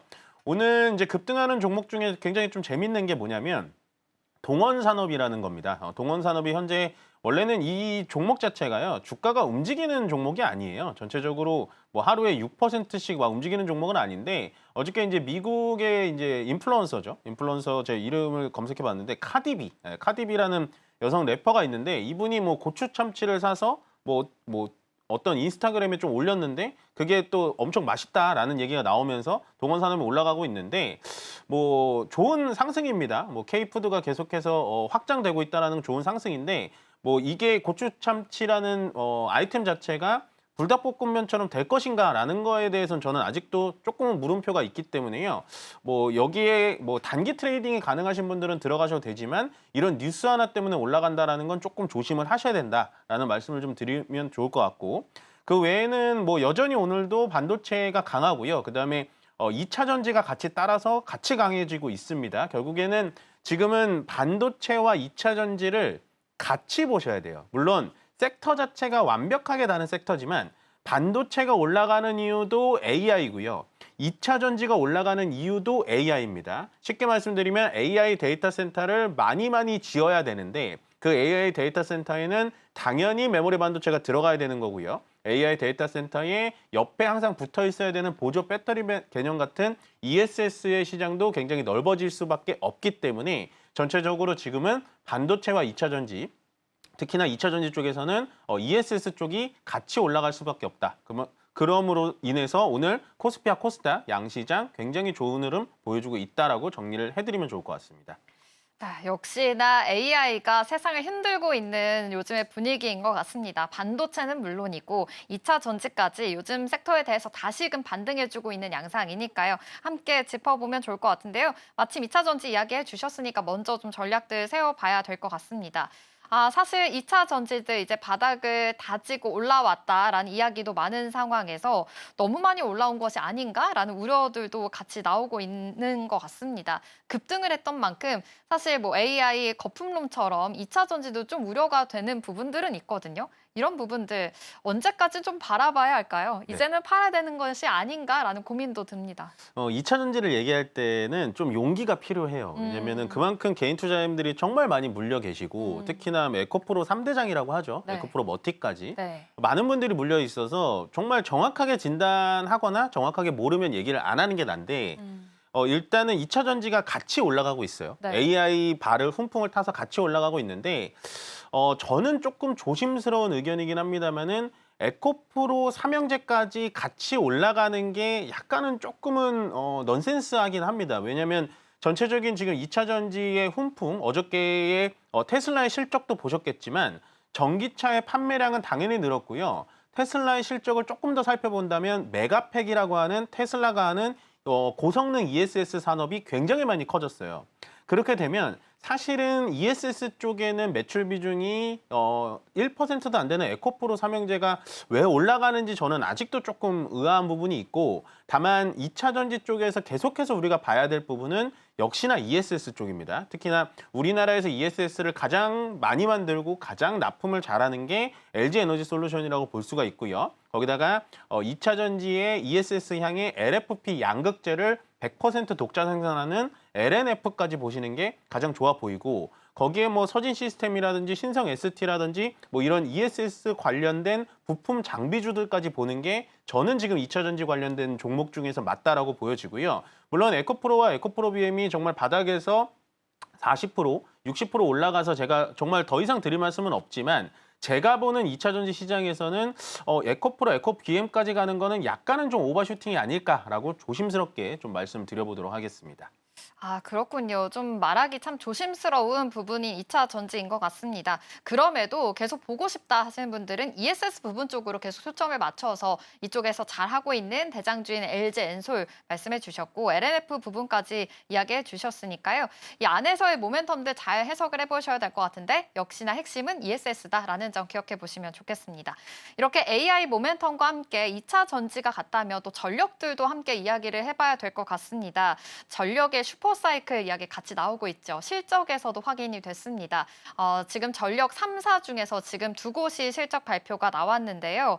HD, 현대일렉트릭 그리고 LS일렉트릭이 실적이 잘 나오면서 어제장에서도 굉장히 급등해주는 모습이었습니다. 그렇다면 앞으로 이런 전력주들 이제부터 시작인 거지 이런 급등의 시작을 타서 이제 더 봐도 되는 건지 올라타도 괜찮을까요?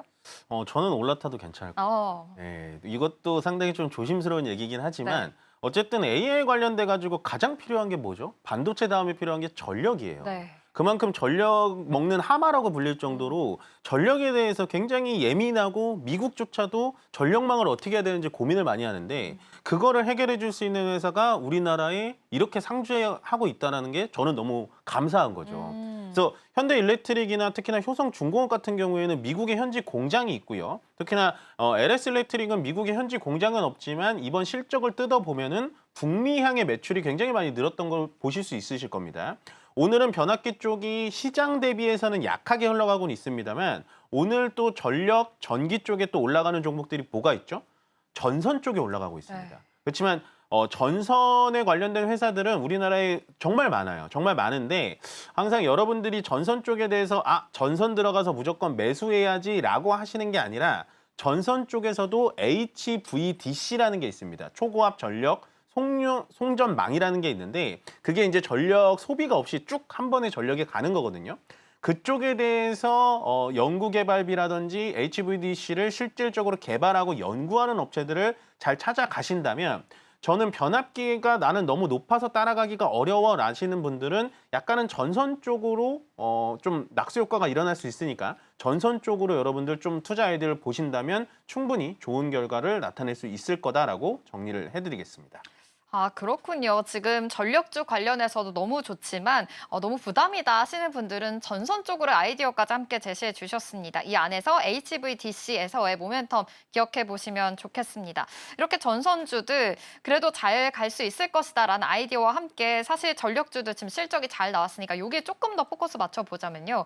지금 효성중공업이 사실 황제주 중에 황제주이잖아요. 지금 목표 주가가 200만 원까지 나온 상황입니다. 오늘도 3% 시연을 해주고 있거든요. 무섭지 않아도 될까요? 이런 종목들. 더 갈 것 같아요. 네, 저는 네. 전력 3대장 우리 변압기 얘기를 정말 많이 했잖아요, 앵커님하고. 근데 우리가 언제 얘기했냐면 효성중공업 기준에서 한 130만 원대도 계속 좋다고 얘기를 했던 것 같아요. 근데 물론 뭐 내가 그렇게 말했지라고 말씀드리는 게 아니라 그만큼 지금 시장에서 가장 중심이 되고 있는 게 전력에 대해서 어떻게 해결을 해야 되는지의 가장 큰 문제입니다. 그중에서도 저는 뭐 LS일렉트릭이 어저께 올랐지만 효성중공업과 현대일렉트릭이 훨씬 더 좋다라고 말씀을 많이 드린 이유가 미국의 현지 공장이 있냐 없냐. 왜냐하면 제가 고민됐던 부분은 역시나 관세에 대한 부분에 대한 리스크를 조금 생각을 해야 되기 때문에 효성중공업과 HD 현대일렉트릭을 많이 말씀을 드렸는데요. 뭐 방금 200만 원 뭐 목표 주가 얘기하셨지만 저는 사실은 이렇게 신고가의 영역에 있는 종목들에 대해서 목표 주가는 의미가 없다라고 생각해요. 아까 제가 서두에 말씀드렸다시피 반도체와 똑같습니다. 종목 자체가 흔들릴 때마다 모아가야지 매도를 고민할 그럴 섹터는 아니다라고 정리를 해드리겠습니다. 그렇군요. 지금 전력 3사 중에서도 지금 여러 가지 모멘텀이 있지만 역시나 지금 긍정적으로 더 말씀해 주셨고 이 안에서 미국의 공장이 있느냐가 또 중요하니까요. 이 안에서의 랠리들 계속 눈여겨보시면 좋겠습니다. 그렇다면 원전 쪽도 한번 이야기해볼까 합니다. 사실 어제 원전에서 좀 이슈가 하나 있었죠. 고리 원전 2호기 관련해서 지금 계속 운전을 심의하는 과정이 있었는데요. 또 보류가 됐습니다. 아무래도 탈원전 관련해서는 좀 우려가 되는 부분도 있고 미국에서는 원전주들이 또 급락하고 있는 양상이거든요. 그럼에도 불구하고 오늘 두산 에너빌리티 그래도 시세 보여주고 있는 것 같습니다. 이 안에서의 랠리들은 어떻게 좀 해석을 해보면 좋을까요? 오늘 좋아하는 테마를 많이 얘기해 주시는데 원전도 전력기기만큼 좋아요. 네. 그러니까 원전이라는 게 이제 자꾸 주가가 눌리고 못 가는 이유가 뭐냐면 제가 봤을 때 국내 영향이 가장 큽니다. 방금 얘기하셨다시피 네. 원전 자체를 자꾸 보류를 하고 새로 짓지를 않고 국내에서는 원전에 대해서는 약간은 좀 싫어하는 톤이 많기 때문에 원전주가 좀 눌려주는 게 있는데요. 원전에 대해서는 여러분들 조금은 시각 자체를 다르게 보셔야 될 것 같습니다. 지금 보시면은 물론 국내에서는 원전에 대한 긍정적인 뭐 이렇게 포지션을 보여주고 있지는 않지만 원전은요, 지금 글로벌적으로 다 돌아가고 있는 겁니다. 뭐 일례를 들면 유럽 쪽에서도 필요할 것이고요. 가장 큰 고객인 미국에서 원전을 만약에 설계를 필요하고 원전을 지어달라고 요청을 하게 되면 두산에너빌리티 같은 종목들이 당연히 미국 현지에 가가지고 주력 기기들을 만들어 줄 수밖에 없어요. 왜냐하면 미국에서는 원전 자체를 지을 수 있는 능력은 없습니다. 설계를 할 수 있는 그림은 그릴 수 있을지언정 생산을 할 수가 없는 거예요. 지금 엔비디아라든지 AMD랑 똑같은 겁니다. 설계를 해서 TSMC에 넘기듯이 그 역할을 두산에너빌리티가 저는 충분히 할 수 있다고 보여지고요. 거기다가 가스 터빈까지도 수출한 이력이 벌써 또 생겼기 때문에 만약에 국내 이슈 때문에 두산에너빌리티를 눌러준다라고 한다면 저는 정말 저렴한 가격에 살 수 있는 기회다라고 보여집니다. 아, 그렇군요. 사실 어제 좀 잡음이 있었지만 오늘 이렇게 반등해 주는 걸 봤을 때 역시 AI 모멘텀과 함께 데이터 센터 그리고 원전 쪽으로 계속 좀 살아있는 것이 확인이 되고 있는 것 같습니다. 글로벌적으로도 필요성은 계속 이야기 나오고 있으니까요. 이 안에서의 추이들도 눈여겨보시기를 바라겠습니다. 스타포인트는 여기서 마치도록 하겠습니다. SCTV 이민 전문가와 함께했습니다. 고맙습니다. 네, 고맙습니다.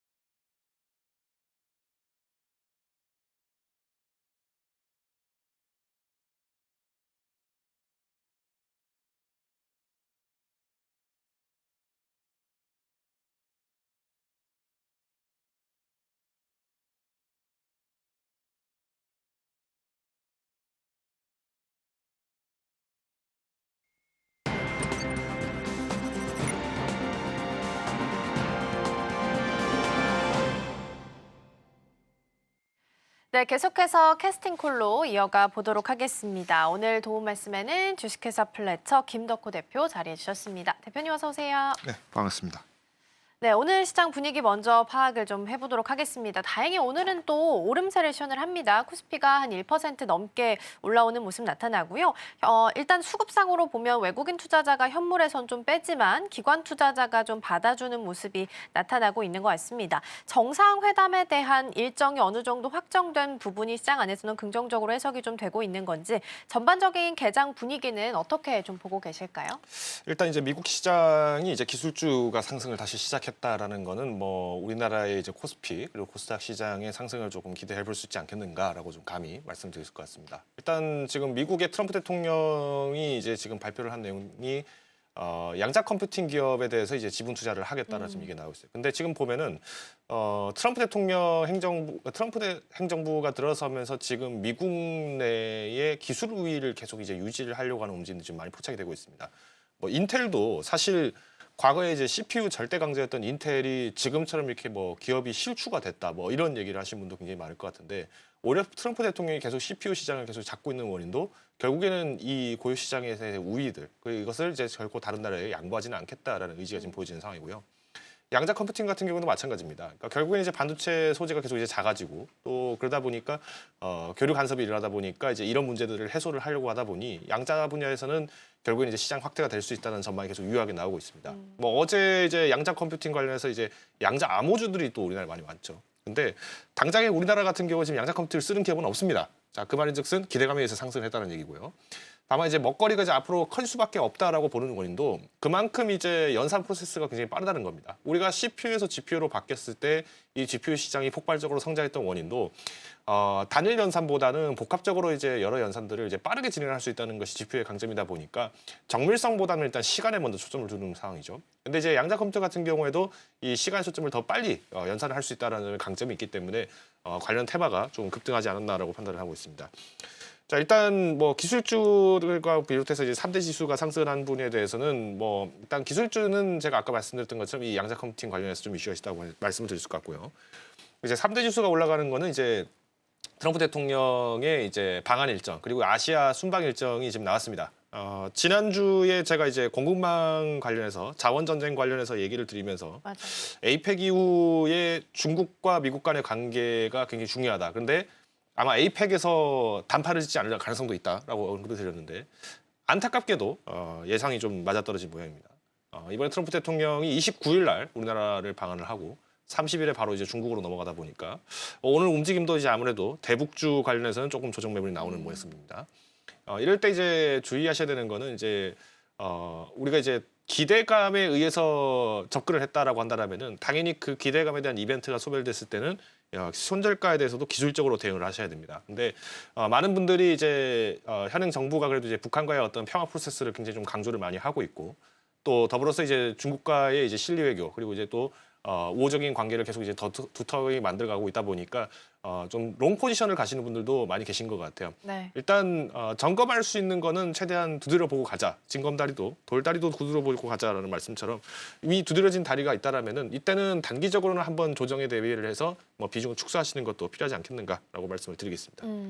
일단은 전반적인 분위기 먼저 좀 살펴봤고요. 다음 주에 중요한 일정이 있는 만큼 그리고 오늘은 또 이번 한 주를 마무리하는 주인 만큼 날인 만큼 저 전략들 꼼꼼하게 챙겨서 가보도록 하겠습니다. 자, 그러면 오늘 주목해 볼 만한 테마들 하나씩 열어보도록 하겠습니다. 일단은 여러 가지 테마들이 좀 오늘 움직임이 나오고 있는 상황이에요. 그래서 하나씩 좀 살펴보면 사실 가장 강하게 움직임이 나오고 있는 건 2차 전지 쪽이기는 합니다. 그래서 하나씩 좀 보도록 할 텐데 일단 첫 번째는 정유가 준비가 좀 되어 있습니다. 정유 같은 경우에는 러시아 이슈도 있고요. 정제 마진 개선에 대한 이야기도 있는 상황입니다. 특히나 정제 마진이 배럴당 1년 8개월 만에 최대치를 기록을 하면서 수익성의 개선에 대한 이야기들이 좀 나오고 있습니다. S-오일이 좀 강하게 며칠 전에 움직임이 좀 나오기도 했었죠. 오늘도 개장했을 때 움직임 나왔고 오늘 또 전일에 뉴욕 증시에서 유가가 좀 오름세를 시현했기 때문에 SK이노베이션이 5.7%, S-오일이 3.2% 정도 오름세 현재 시현을 하고 있는 상황입니다. 그리고 세 번째 자리하고 있는 게 클라우드 컴퓨팅입니다.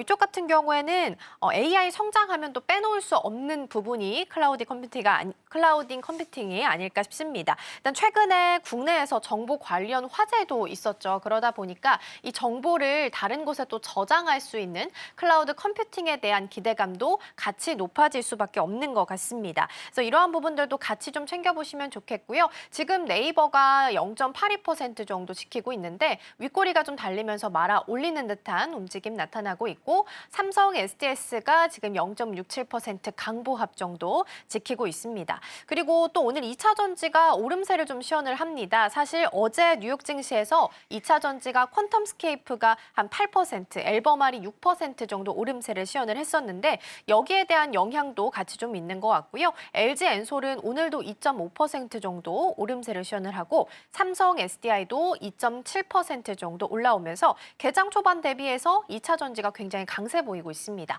나머지 한 가지 테마 더 열어보도록 할게요. 마지막은 전력 설비랑 전선 쪽으로 제가 준비를 좀 해봤습니다.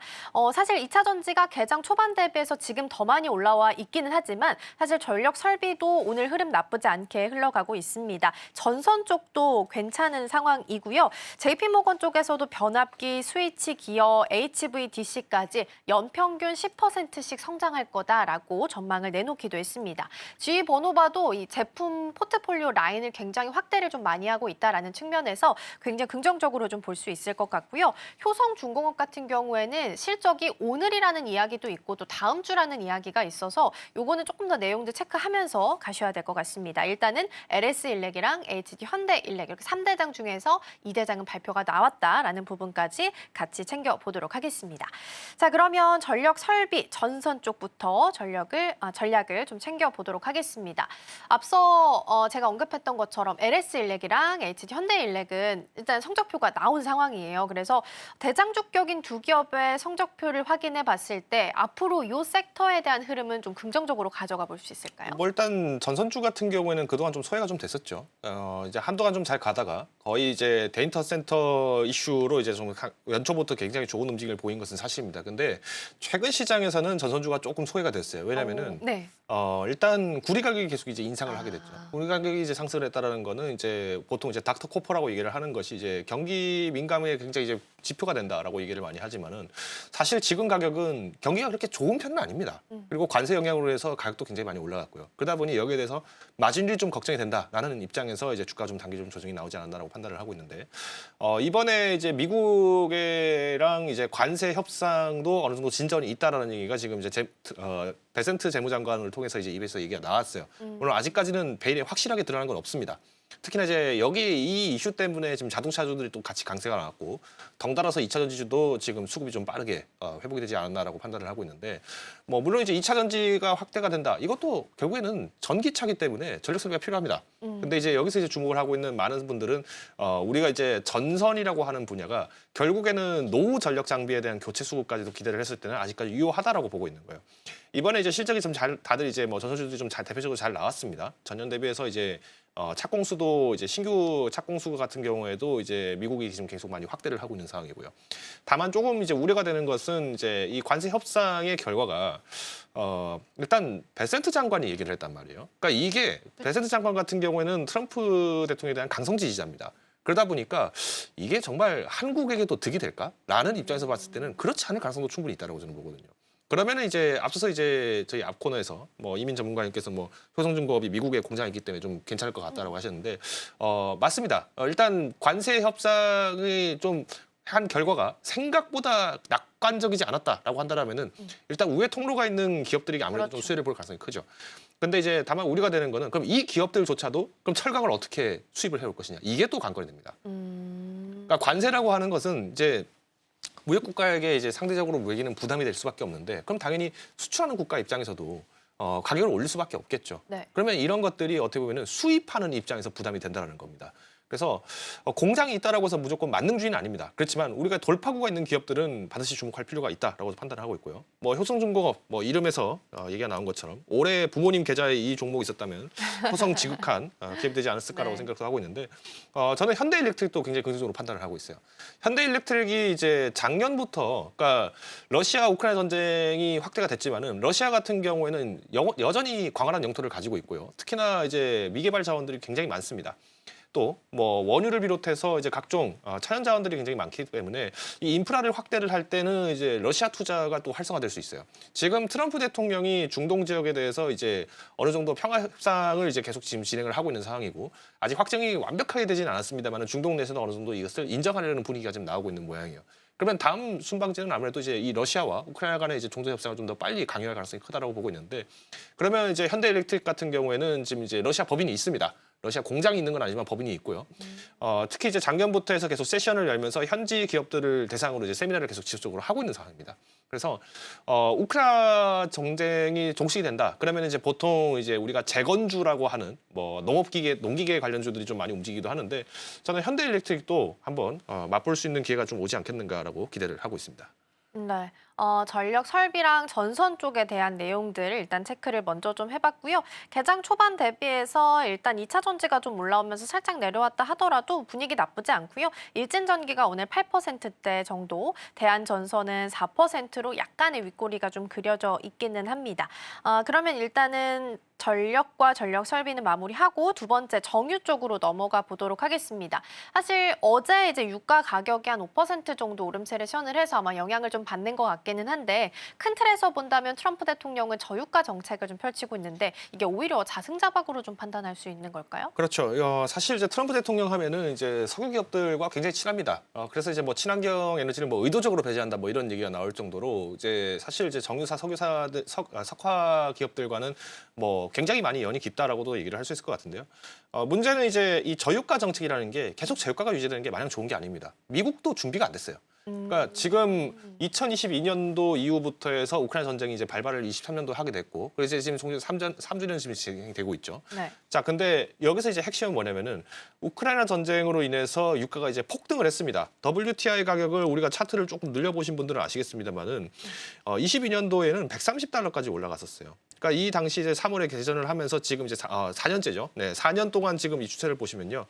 개전 초기에는 당연히 충격이 굉장히 컸습니다. 왜냐하면 그때만 하더라도 오펙 플러스를 비롯해서 많은 산유국들이 이제 본격적으로 코로나 이후에 그 피로감을 회복하고 이제 공장을 돌리기 시작한다. 그러다 보니까 의도적으로 이 증산 규모를 그렇게 확장을 많이 시키진 않았어요. 근데 2023년도 4년도까지 계속 지금 오펙 플러스가 증산을 하고 있습니다. 이게 어떤 의미냐면은 이 러시아 우크라이나 전쟁 이후부터 해서 2023년 4년도에는 이제 중동 위기가 계속 이제 발발이 됐었죠.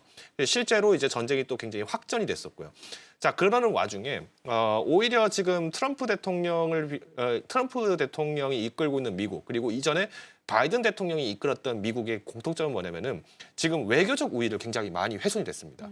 그러니까 2차 세계대전 이후부터 해서 세계 경찰이다라는 식으로 해서 그 지난 100년 동안의 강력한 외교적 우위를 갖고 있던 미국이 지금은 굉장히 많이 훼손됐어요. 왜? 코로나 팬데믹 때 자국 보호 중심으로 돌아서 버렸거든요. 그래서 바이든 대통령도 당시에 이제 집권 이후에 당선된 이후에 이 웨이퍼 들고 나오면서 이거 반도체니까 빨랑 내놔라 이런 식으로 사실상 동맹국들 쥐어짜게 해가지고 협박을 했지 않습니까? 그러다 보니 뭐 좋게 표현하면은 수출 판로가 열렸다는 것도 많았지만은 당시에 중국도 어마어마하게 반도체 투자를 확대를 하기 시작하면서 맞불 작전을 놓게 되었죠. 그래서 결국에는 이제 양적으로는 굉장히 과잉 생산이 됐던 문제에 대해서 미국이 여기에 대해 보호 조치를 적극적으로 해줬어야 되는데 그런 문제들은 오히려 되지 않았었어요. 그러다 보니까 실익만 빼먹고 사실 동맹국들을 배반한 거 아니냐는 질타도 과거에부터 계속 이제 논란이 됐던 거죠. 그러면 지금 현재 중동 시장을 우리가 고려를 해봤을 때는 사우디아라비아가 지금 많은 중동 국가들의 입장을 대변해주고 있는 어떻게 보면 오펙 플러스의 가장 큰 종주국 입장을 역할을 하고 있는 것인데 미국이 지금 저유가 정책을 편다 맞불 작전으로 오펙 플러스 계속 증산을 때리고 있는 겁니다. 그래서 지금 유가가 60달러 선 이하를 화해를 했다라는 거는 사실 어떻게 보면 미국의 정유사들이 지금 타격을 입을 가능성이 굉장히 커요. 2023년도 이후부터 해서 미국의 이제 오일 리그 수가 계속 이제 잠그고 있는 오일 수가 늘어납니다. 즉 오히려 저유가 정책을 펼치려면은 오일 리그를 더 개발을 하고 더 열어야 되는데 지금 더 잠그고 있다는 말은 뭐겠습니까? 지금 유가 부담이 굉장히 많이 정유사들에게 되고 있다는 얘기죠. 그럼 결론적으로 우리나라에 있는 이 정유사들 같은 경우, 그러니까 시추사가 아니라 정유사의 입장에서 봤을 때면은 일단 첫 번째 유가가 지금 전년도 대비해서 계속 줄어들었습니다. 지난 2024년 기준으로 말씀을 드리면은 87불이었던 이 유가가 지금 현재 61달러까지 떨어졌다라는 거는 그만큼 기대할 수 있는 마진율이 높아지는 것도 사실이겠죠. 근데 2분기와 2분기 대비했을 때 3분기 실적이 좀 더 매력적일 수 있다라고 갑자기 증권사에서 일제히 레포트를 내기 시작합니다. 그 원인은 환율입니다. 그러니까 싸게 만들었는데 환율이 떨어지게 되다 보니까 수출 실적이 안 나왔던 거예요.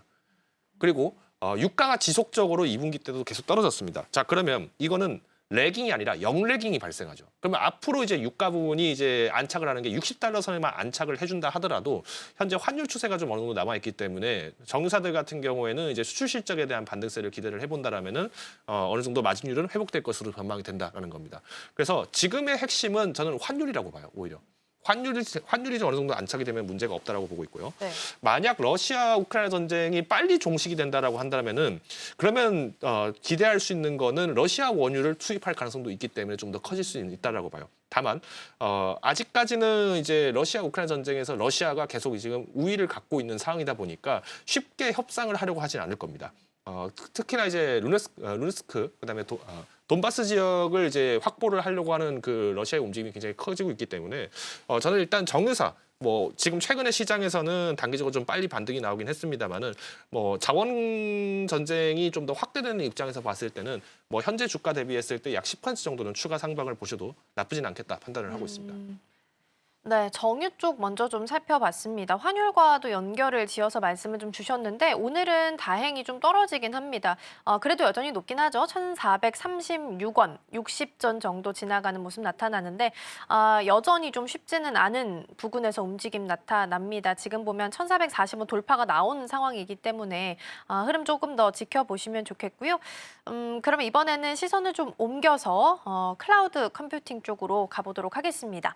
반도체가 최근에 시장을 주도를 했는데 그 배경을 보면 사실 AI 랠리를 빼놓을 수가 없거든요. 근데 AI를 돌리기 위해서는 사실 클라우드 시스템도 같이 좀 받쳐줘야 되는 상황인데 이쪽에 대한 주가는 오히려 좀 소외가 되지 않았나라는 생각이 들어서 이런 부분들은 어떻게 해석을 좀 해보면 좋을까요? 그러니까 이제 시장에서는 그러니까 결국에는 주식 시장도 어떤 심리적인 지표에 의해서 움직이는 경우가 굉장히 많아요. 그리고 당장 이제 투자자들이 기억하기 쉬운 용어에 집중을 할 수밖에 없는데 자, 데이터 센터, 클라우딩 컴퓨팅 어떤 게 더 입에 더 와닿고 어떤 게 더 자주 들어봤습니까? 데이터 센터입니다. 왜냐하면 데이터 센터 같은 경우에는 당장 건물이 보이거든요. 건물이 올라가는 게 보이고 건물 안에서 뭔가 저기 안에 뭐가 장비가 들어가니까 아 그래도 반도체 들어가겠지 이렇게 그러니까 상식적으로 생각할 수 있는 게 굉장히 많아요. 근데 클라우딩 컴퓨팅 같은 경우는 이 시스템을 만든다, SI 그러니까 시스템 인테그레이션까지 합쳐서 얘기를 한다. 그러면 어려워지는 거예요. 그러니까 투자자분들이 상대적으로 쉬운 섹터에 좀 더 접근을 한다라고 보시면 될 것 같은데 뭐 이게 뭐 마냥 피셜은 아닙니다. 왜냐하면 일단 반도체 같은 경우에는 우리나라 국민들이 다 삼성전자, SK하이닉스를 다 쳐다보고 있었어요. 근데 삼성전자가 이번에 영업이익이 전년 대비 30% 늘었다는 3분기 실적 발표가 나왔었죠. 왜 그랬을까요? 작년에 반도체 실적이 죽었잖아요. 완전히 고꾸라졌습니다. 아까 제가 그 바이든 행정부 때 이제 과잉 생산했던 물량들이 여전히 악성 재고가 2023년, 4년 계속 남아 있다 보니까 이 물량들을 어떻게 해소하느냐가 삼성전자의 가장 큰 난제였어요. 근데 다행히도 챗 GPT로부터 이제 만들어졌던 생성형 AI 그리고 각국에서 부랴부랴 이 AI 서비스들을 확대를 하기 시작하면서 데이터 센터 착공이 늘어나다 보니까 나왔던 이슈입니다. 그러면 지금 이제 이 클라우드 서비스 같은 경우는 어떻게 해석을 해야 되느냐? 자, 저는 보통 이제 이렇게 얘기를 많이 합니다. 데이터 센터 지금 우리나라에도 짓고는 있겠죠. 근데 실질적으로 해외에 있는 서비스들을 이용하기 위해서 해외의 데이터 센터들을 끌어다 쓰는 경우가 굉장히 많습니다. 그래서 이 서비스를 분배를 해줘야 돼요. 그래서 이 클라우드 컴퓨팅은 간단하게 좀 예시를 드린다면요. 일단 뭐 아마존 웹 서비스 이런 기업들을 이제 건물주라고 생각하시면 돼요. 데이터 센터가 있다, 건물주입니다. 자, 근데 이 건물주 안에서 이 클라우딩 서비스를 하고 있는 기업들은 어떤 기업이냐면은 공유 주방 업체인 거예요. 자, 그럼 이 건물주가 이제 건물을 임대하면은 공유 주방 업체가 이 건물을 이제 임대를 하겠죠. 네. 들어가서 임차를 해서 들어가서 이제 여기다가 들어올 입점할 점포들을 모읍니다. 근데 공간이 한정적이잖아요. 그러면 어떤 점포가 좀 더 웃돈을 주겠느냐에 따라서 공간 할당이라든가 이런 걸 비중을 더 크게 주겠죠. 자, 지금 데이터 센터가 착공이 늘어난다, 뭔가 많이 만들어진다라는 얘기를 하고 있습니다만은 이거 어디 뭐 건물 하나 올리는 게 기초 닦는데 굉장히 시간이 오래 걸리거든요. 건물이 올라간 다음에 설비가 만들어진 건 그렇게 늦지는 않아요. 근데 건물을 일단 올리기 위해서 지금 시간이 당장 필요한데 우리나라 전력 같은 경우에도 지금 대통령께서 원전 에너지가 굉장히 많이 수급되고 효율적인 건 알지만 당장 필요한 부분들이 해소가 안 되기 때문에 태양광 풍력의 설비를 늘려야 된다고 얘기를 하셨던 것처럼 데이터 센터도 지금 짓고는 있지만 지금 폭발적으로 늘어나고 있는 이 AI 수요에 대비를 했을 때는 여전히 부족한 현상은 있다라고 보고 있어요. 그래서 데이터 센터 자체에 대한 공급에 대해서도 병목 현상이 나올 수 있기 때문에 오히려 클라우드 컴퓨팅 서비스를 하고 있는 기업들 같은 경우에는 여기에 대한 할당에 대한 마진이 올라갈 가능성이 크다. 그래서 저는 올해 3분기, 4분기의 영업이익률이 조금 더 제고가 될 가능성보다는 오히려 내년에 더 개선될 가능성이 커요. 흔히 말하는 보릿고개죠. 네. 그러니까 데이터 센터가 짓고 있습니다. 거의 완공 다 됐습니다. 근데 당장 지금 필요합니다. 그러면 어떻게 되겠을까요? 여기에서 입찰제가 올라갈 가능성이 크다는 거죠. 그래서 저는 지금 이 기업들 중에서 뭐 대표적으로 우리나라의 뭐 가비아라든가 뭐 많은 기업들이 좀 거론이 되고 있기는 합니다만은 저는 이제 LG CNS도 좀 주목을 하고 있어요. 사실 상장한 지 얼마 안 됐고 또 이제 외국인과 기관이 좀 엑시트하는 물량들이 일부 나오다 보니까 좀 우려를 하시는 분들도 계실 것 같은데 이 올해 2분기 실적을 보신 분들은 어느 정도 이제 3분기, 4분기 조정이 거치고 나면은 충분히 좀 상승 탄력을 기대된다 보신 분들이 많을 것 같아요. 일단 실적이 매출 같은 경우에는 전년 대비해서 한 0.7%밖에 오르진 않았던 걸로 알고 있고요. 영업이익도 이제 한 2%밖에 오르지 않았습니다. 거의 대부분 이제 클라우드와 AI 부분에서 성장세는 확실하게 졌는데 사실 이제 이 상장 이후에 대한 자금을 이제 투자에 집중하기보다는 재무 건전성 확보에 지금 투자를 많이 했어요. 그러다 보니까 안정적인 운영을 먼저 하자. 지금 흔히 말하는 우후죽순식 성장을 해봐야 결국에는 시장이 성장을 하는 건 알지만 마진율이 버텨지지 못할 경우에는 회사 운영이 어렵다라고 판단을 한 모양이에요. 일단 데이터 센터 수요가 계속 급증을 하고 있죠. 여기에 따라서 DBO 사업, 그러니까 이제 위탁 설계 및 운영 구축까지도 이제 다 진행을 하고 있는데 에이전틱 AI와 피지컬 AI가 지금 계속 확대가 되고 있고 해외 빅테크 기업들이 대한민국의 투자를 계속 지속적으로 하려고 하는 움직임이 커지고 있습니다. 왜? 통신 인프라 너무 잘 돼 있잖아요. 그러다 보니까 실제로 다른 나라에 접목시킬 수 있는 로보틱스 분야까지도 확대를 해본다라고 했을 때 한국에 대한 가치가 높아질수록 저는 이 매니지먼트 데이터 서비스가 가지고 있는 이 MPS를 잘 운영하고 있는 LG CNS가 기대가 된다 말씀을 드리겠습니다. 이 LPS 분야에서는 사실 국내 점유율 1위는 삼성 SES가 맞아요. 2위가 LG CNS입니다. 그래서 만약 LG CNS만이 저는 이제 LG CNS를 일종의 대항마처럼 보기 때문에 좀 기대가 돼서 오늘 좀 소개를 많이 드렸습니다만은 삼성 SDS와 LG CNS 이 두 개 종목을 좀 양분해서 가져가시는 것도 좋은 전략이 될 거라고 보고 있습니다. 혹여나 이제 오늘 이제 LG CNS 좀 주목해 보시면서 최근 조정이 나왔기 때문에 한번 매수를 해보겠다라고 하시는 분들이 계시다라면은 내년 상반기 목표가 75,000원을 잡고 접근해 보시면 좋을 것 같고요. 워낙 이제 시장이 변동성이 좀 크고 특히 이제 외인 수급이 좀 빨리 빠져나가고 있는 시장이다 보니까 시장 조정에 대비를 한 손절가로는 57,000원 잡고 가져가시면 좋을 것 같습니다. 네, 오늘의 토픽까지 일단은 들어봤습니다. LG CNS입니다. 그러니까 말씀 주신 것처럼 진짜 당장 머릿속에 어떤 확 개념이 들어서는 게 아니다 보니까 살짝 좀 매수 버튼 누르기가 쉽지 않은 섹터인 것 같기는 합니다. 그러나 오히려 내년쯤이 되면 더 좋아질 수 있다라는 측면에서 말씀을 좀 주셨고요.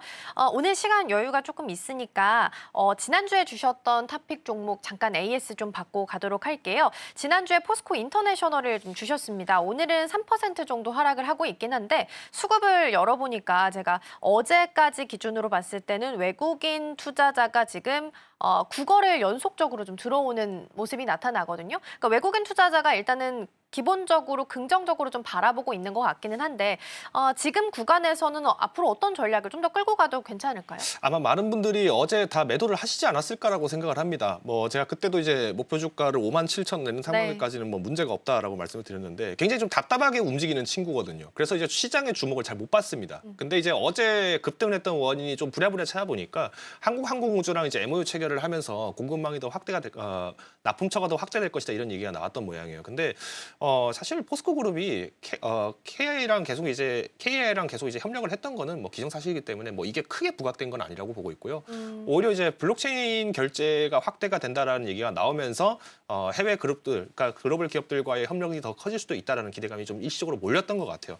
저는 일단 오늘 시장에서 좀 3% 정도 조정이 나오고 있습니다만은 여전히 제가 제시드렸던 목표가 대비했을 때는 좀 상방입니다. 오늘 저 차익 실현을 좀 한번 하셔도 나쁘진 않다라고 판단을 하고 있고요. 오히려 이제 55,000원 선 이하로 이탈이 됐을 때 이때 이제 재접근을 좀 대비를 하시는 게 어떻겠냐 말씀을 드리겠습니다. 자원 전쟁은 아마 이제 에이펙 이후, 그러니까 트럼프 대통령이 결국에 이제 한국에 와서 이재명 대통령과 만나고 나서 이후에 중국으로 넘어가서 이제 중국의 시진핑 주석과 만나게 될 가능성이 큰데 그러면 여기에서 이제 결국은 자원 전쟁은 더 기싸움이 세질 수밖에 없다라고 보고 있어요. 그래서 에이펙 때 차라리 좀 트럼프 대통령이 참석을 해서 뭔가 이제 얼굴 비추면서 좀 서로 덕담도 나누고 좀 웃으면서 회담을 했으면 좋겠는데 그럴 가능성이 좀 굉장히 적어졌다라는 거는 아무래도 이 시진핑 주석과의 만남은 서로 간에 기싸움이 될 가능성이 크다라고 봅니다. 그래서 우호적 환경에 대비하는 일종의 보험주로서 저희도 이 종목을 접근을 했던 거기 때문에 에이펙 이후에 접근을 하시는 것도 뭐 유효하겠습니다. 네. 어떤 쪽으로 봐야 될지 고민이 좀 되셨을 텐데 오히려 자원 전쟁 그리고 기싸움이라는 부분이 다음 주에 만약에 벌어지게 된다면 에이펙 이후에 주목해봐도 좋겠다라는 말씀 주셨고 일종의 보험주로서 같이 가져가 보자라는 말씀 주셨습니다. 그러니까요. 그때 주셨던 목표가보다도 어제 더 최고가 터치가 나왔죠. 62,900원 터치까지 나온 상황이고 오늘은 좀 차익이 나오고 있는 것 같긴 합니다만 그래도 여전히 긍정적인 말씀 그리고 지금 수급상으로 보더라도 어제 종가 기준으로 봤을 때는 9거래일 연속적으로 들어오고 있다는 부분도 눈여겨보시면 좋겠습니다. 자, 이렇게 해서 개장 분위기 잘 살펴봤고요. 대표님과는 여기서 인사 나누겠습니다. 오늘 말씀 고맙습니다.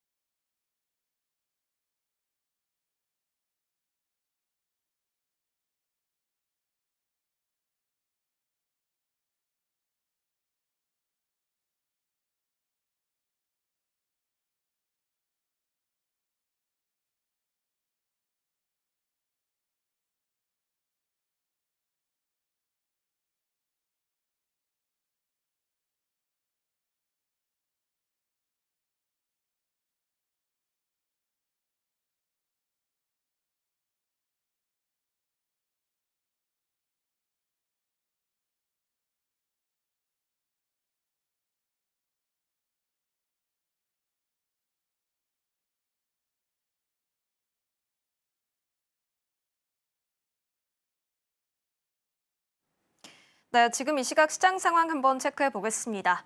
이번 주 뉴욕 증시는 미중 갈등이라는 파도 속에 출렁이게 됐습니다.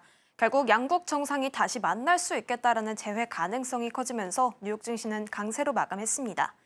이번 주 전반적인 시장 흐름들을 살펴봤을 때는 미중 갈등이라는 긴장과 기대 속에서 움직인 것 같습니다. 한편 어제 코스피는 엿새째 이어오던 상승 랠리를 잠시 멈췄습니다. 고점 논란도 있었고요. 그리고 환율 변동성까지 겹치게 되면서 살짝 조정을 받아가면서 약세로 마감을 했습니다. 자, 이번 주 마지막 거래일인 오늘입니다. 우리 시장은 개장 초반에 어떤 분위기로 장을 열었는지 지수부터 체크해 보도록 하겠습니다. 네, 먼저 코스피는 3,900선을 넘었습니다. 그리고 코스닥은 878선에서 움직이고 있는 모습을 나타내고 있습니다. 강세 출발했던 우리 시장인데요. 아마 뉴욕 증시의 기술주 훈풍이 계속해서 작용한 결과로 풀이가 되고 있습니다. 각각 1.56% 그리고 0.75% 상승하고 있습니다. 수급으로 넘어가 보도록 하겠습니다. 먼저 코스피입니다. 네, 오늘 코스피에서는 메이저 주체들의 매수세가 좀 눈에 띕니다. 일단은 기관이 조금 더 담아가고 있는 모습들이 나타나고 있고요. 개인 같은 경우에는 순매도 흐름을 보여주고 있습니다. 자, 코스닥 수급도 이어서 살펴보도록 하겠습니다. 네, 코스닥에서는 외국인 홀로 물량을 덜어내고 있습니다. 700억 원 넘게 지금 매도 흐름 보여주고 있고요. 개인과 기관은 코스닥에서 담아주고 있습니다. 자, 그렇다면 오늘 코스피에서는 어떤 업종들이 상승 흐름을 보여주고 있는지 체크해 보도록 하겠습니다. 오늘 사실 장 초반부터 증권주들의 흐름이 좀 무섭습니다. 어제 증권주의 추가적인 실적 기대감에 대한 부분 언급드렸습니다. 유동성도 확대되고 있고요. 정책 모멘텀까지 겹치고 있는 증권주들의 모습입니다. 어제는 약세로 좀 조정을 받는 흐름이었는데 오늘은 지금 3.72%의 상승세 보여주고 있습니다. 자, 이어서 전기전자입니다. 오늘 반도체가 다시 고개를 들었습니다. 이 안에서는 2차 전지라던가 전자, 전력과 전선 같은 업종들도 좋은 흐름 나타내주고 있다는 점 확인해 볼 수 있습니다. 2.79% 상승 흐름 나타내고 있습니다. 자, 이어서 화학입니다. 화학도 2%대의 상승 흐름 보여주고 있는데요. 어제 정유주가 또 강세를 보였죠. 정제 마진이 1년 8개월 만에 최고치를 달성했다라는 이야기가 나오고 있습니다. 이 정제 마진이 지금 최고치에 달한 이후로는 글로벌 공급망들이 축소됐기 때문입니다. 이 정유주들은 하반기에도 실적 기대감이 이어질 것으로 전문가들은 평가하고 있습니다. 자, 이어서 제조업과 기대 그리고 기계 그리고 금융업까지는 1%대의 상승률 보여주고 있습니다. 자, 그렇다면 코스피 내에서 하락 업종들은 어떤 것들이 있는지 확인해 보도록 하겠습니다. 네, 먼저 운수창고와 섬유의복 그리고 운수장비까지 0.66% 그리고 0.46%, 0.42%의 내림세 보여주고 있고요. 이어서 유통과 음식료품, 종이, 목재까지 하락세 보여주고 있습니다. 자, 그렇다면 코스닥 내에서 상승하는 업종도 살펴보도록 하겠습니다. 코스닥도 마찬가지로 금융 쪽에 오늘 강세를 보여주고 있습니다. 3.47%의 상승세 보여주고 있고요. 마찬가지로 일반 전기전자도 상승률 나타내고 있습니다. 2%대의 강세 보여주고 있습니다. 이어서 화학도 코스닥 내에서 상승 업종에 차지하고 있습니다. 자, 그렇다면 코스닥 내에서 하락하는 업종도 이어서 살펴보도록 하겠습니다.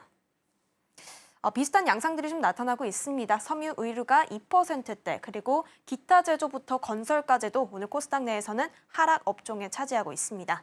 자, 이어서 거래대금 상위 종목도 살펴보겠습니다. 코스피부터 짚어볼 텐데요. 오늘 반도체가 다시 고개를 들게 됐습니다. SK하이닉스는 결국 50만 닉스를 달성했습니다. 그리고 삼성전자는 97,900원 선에서 움직이는 모습 나타내고 있고요. 오늘 SK하이닉스의 급등세가 눈에 띕니다.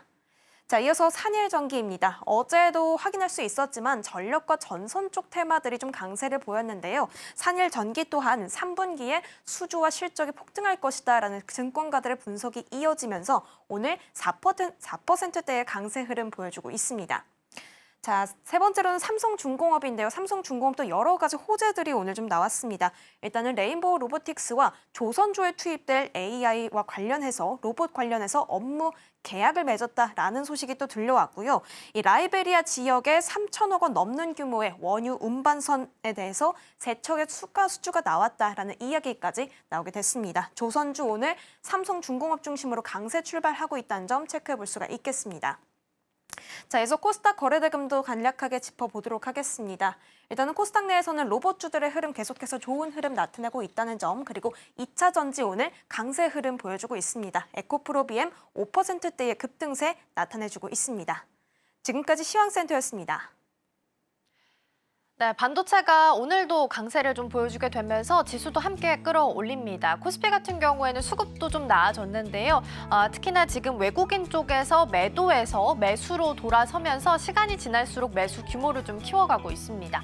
오늘 종가까지 규모 더 키워갈 수 있을지 지수 상승폭까지 기대해 보도록 하겠습니다. 저희가 방송 중에 제공해드린 정보는 투자 판단을 위한 조언일 뿐 해당 종목의 가치와 수익률은 보장하지 않습니다. 저희는 다음 주 월요일에 돌아오겠습니다. 시청해주신 여러분 고맙습니다.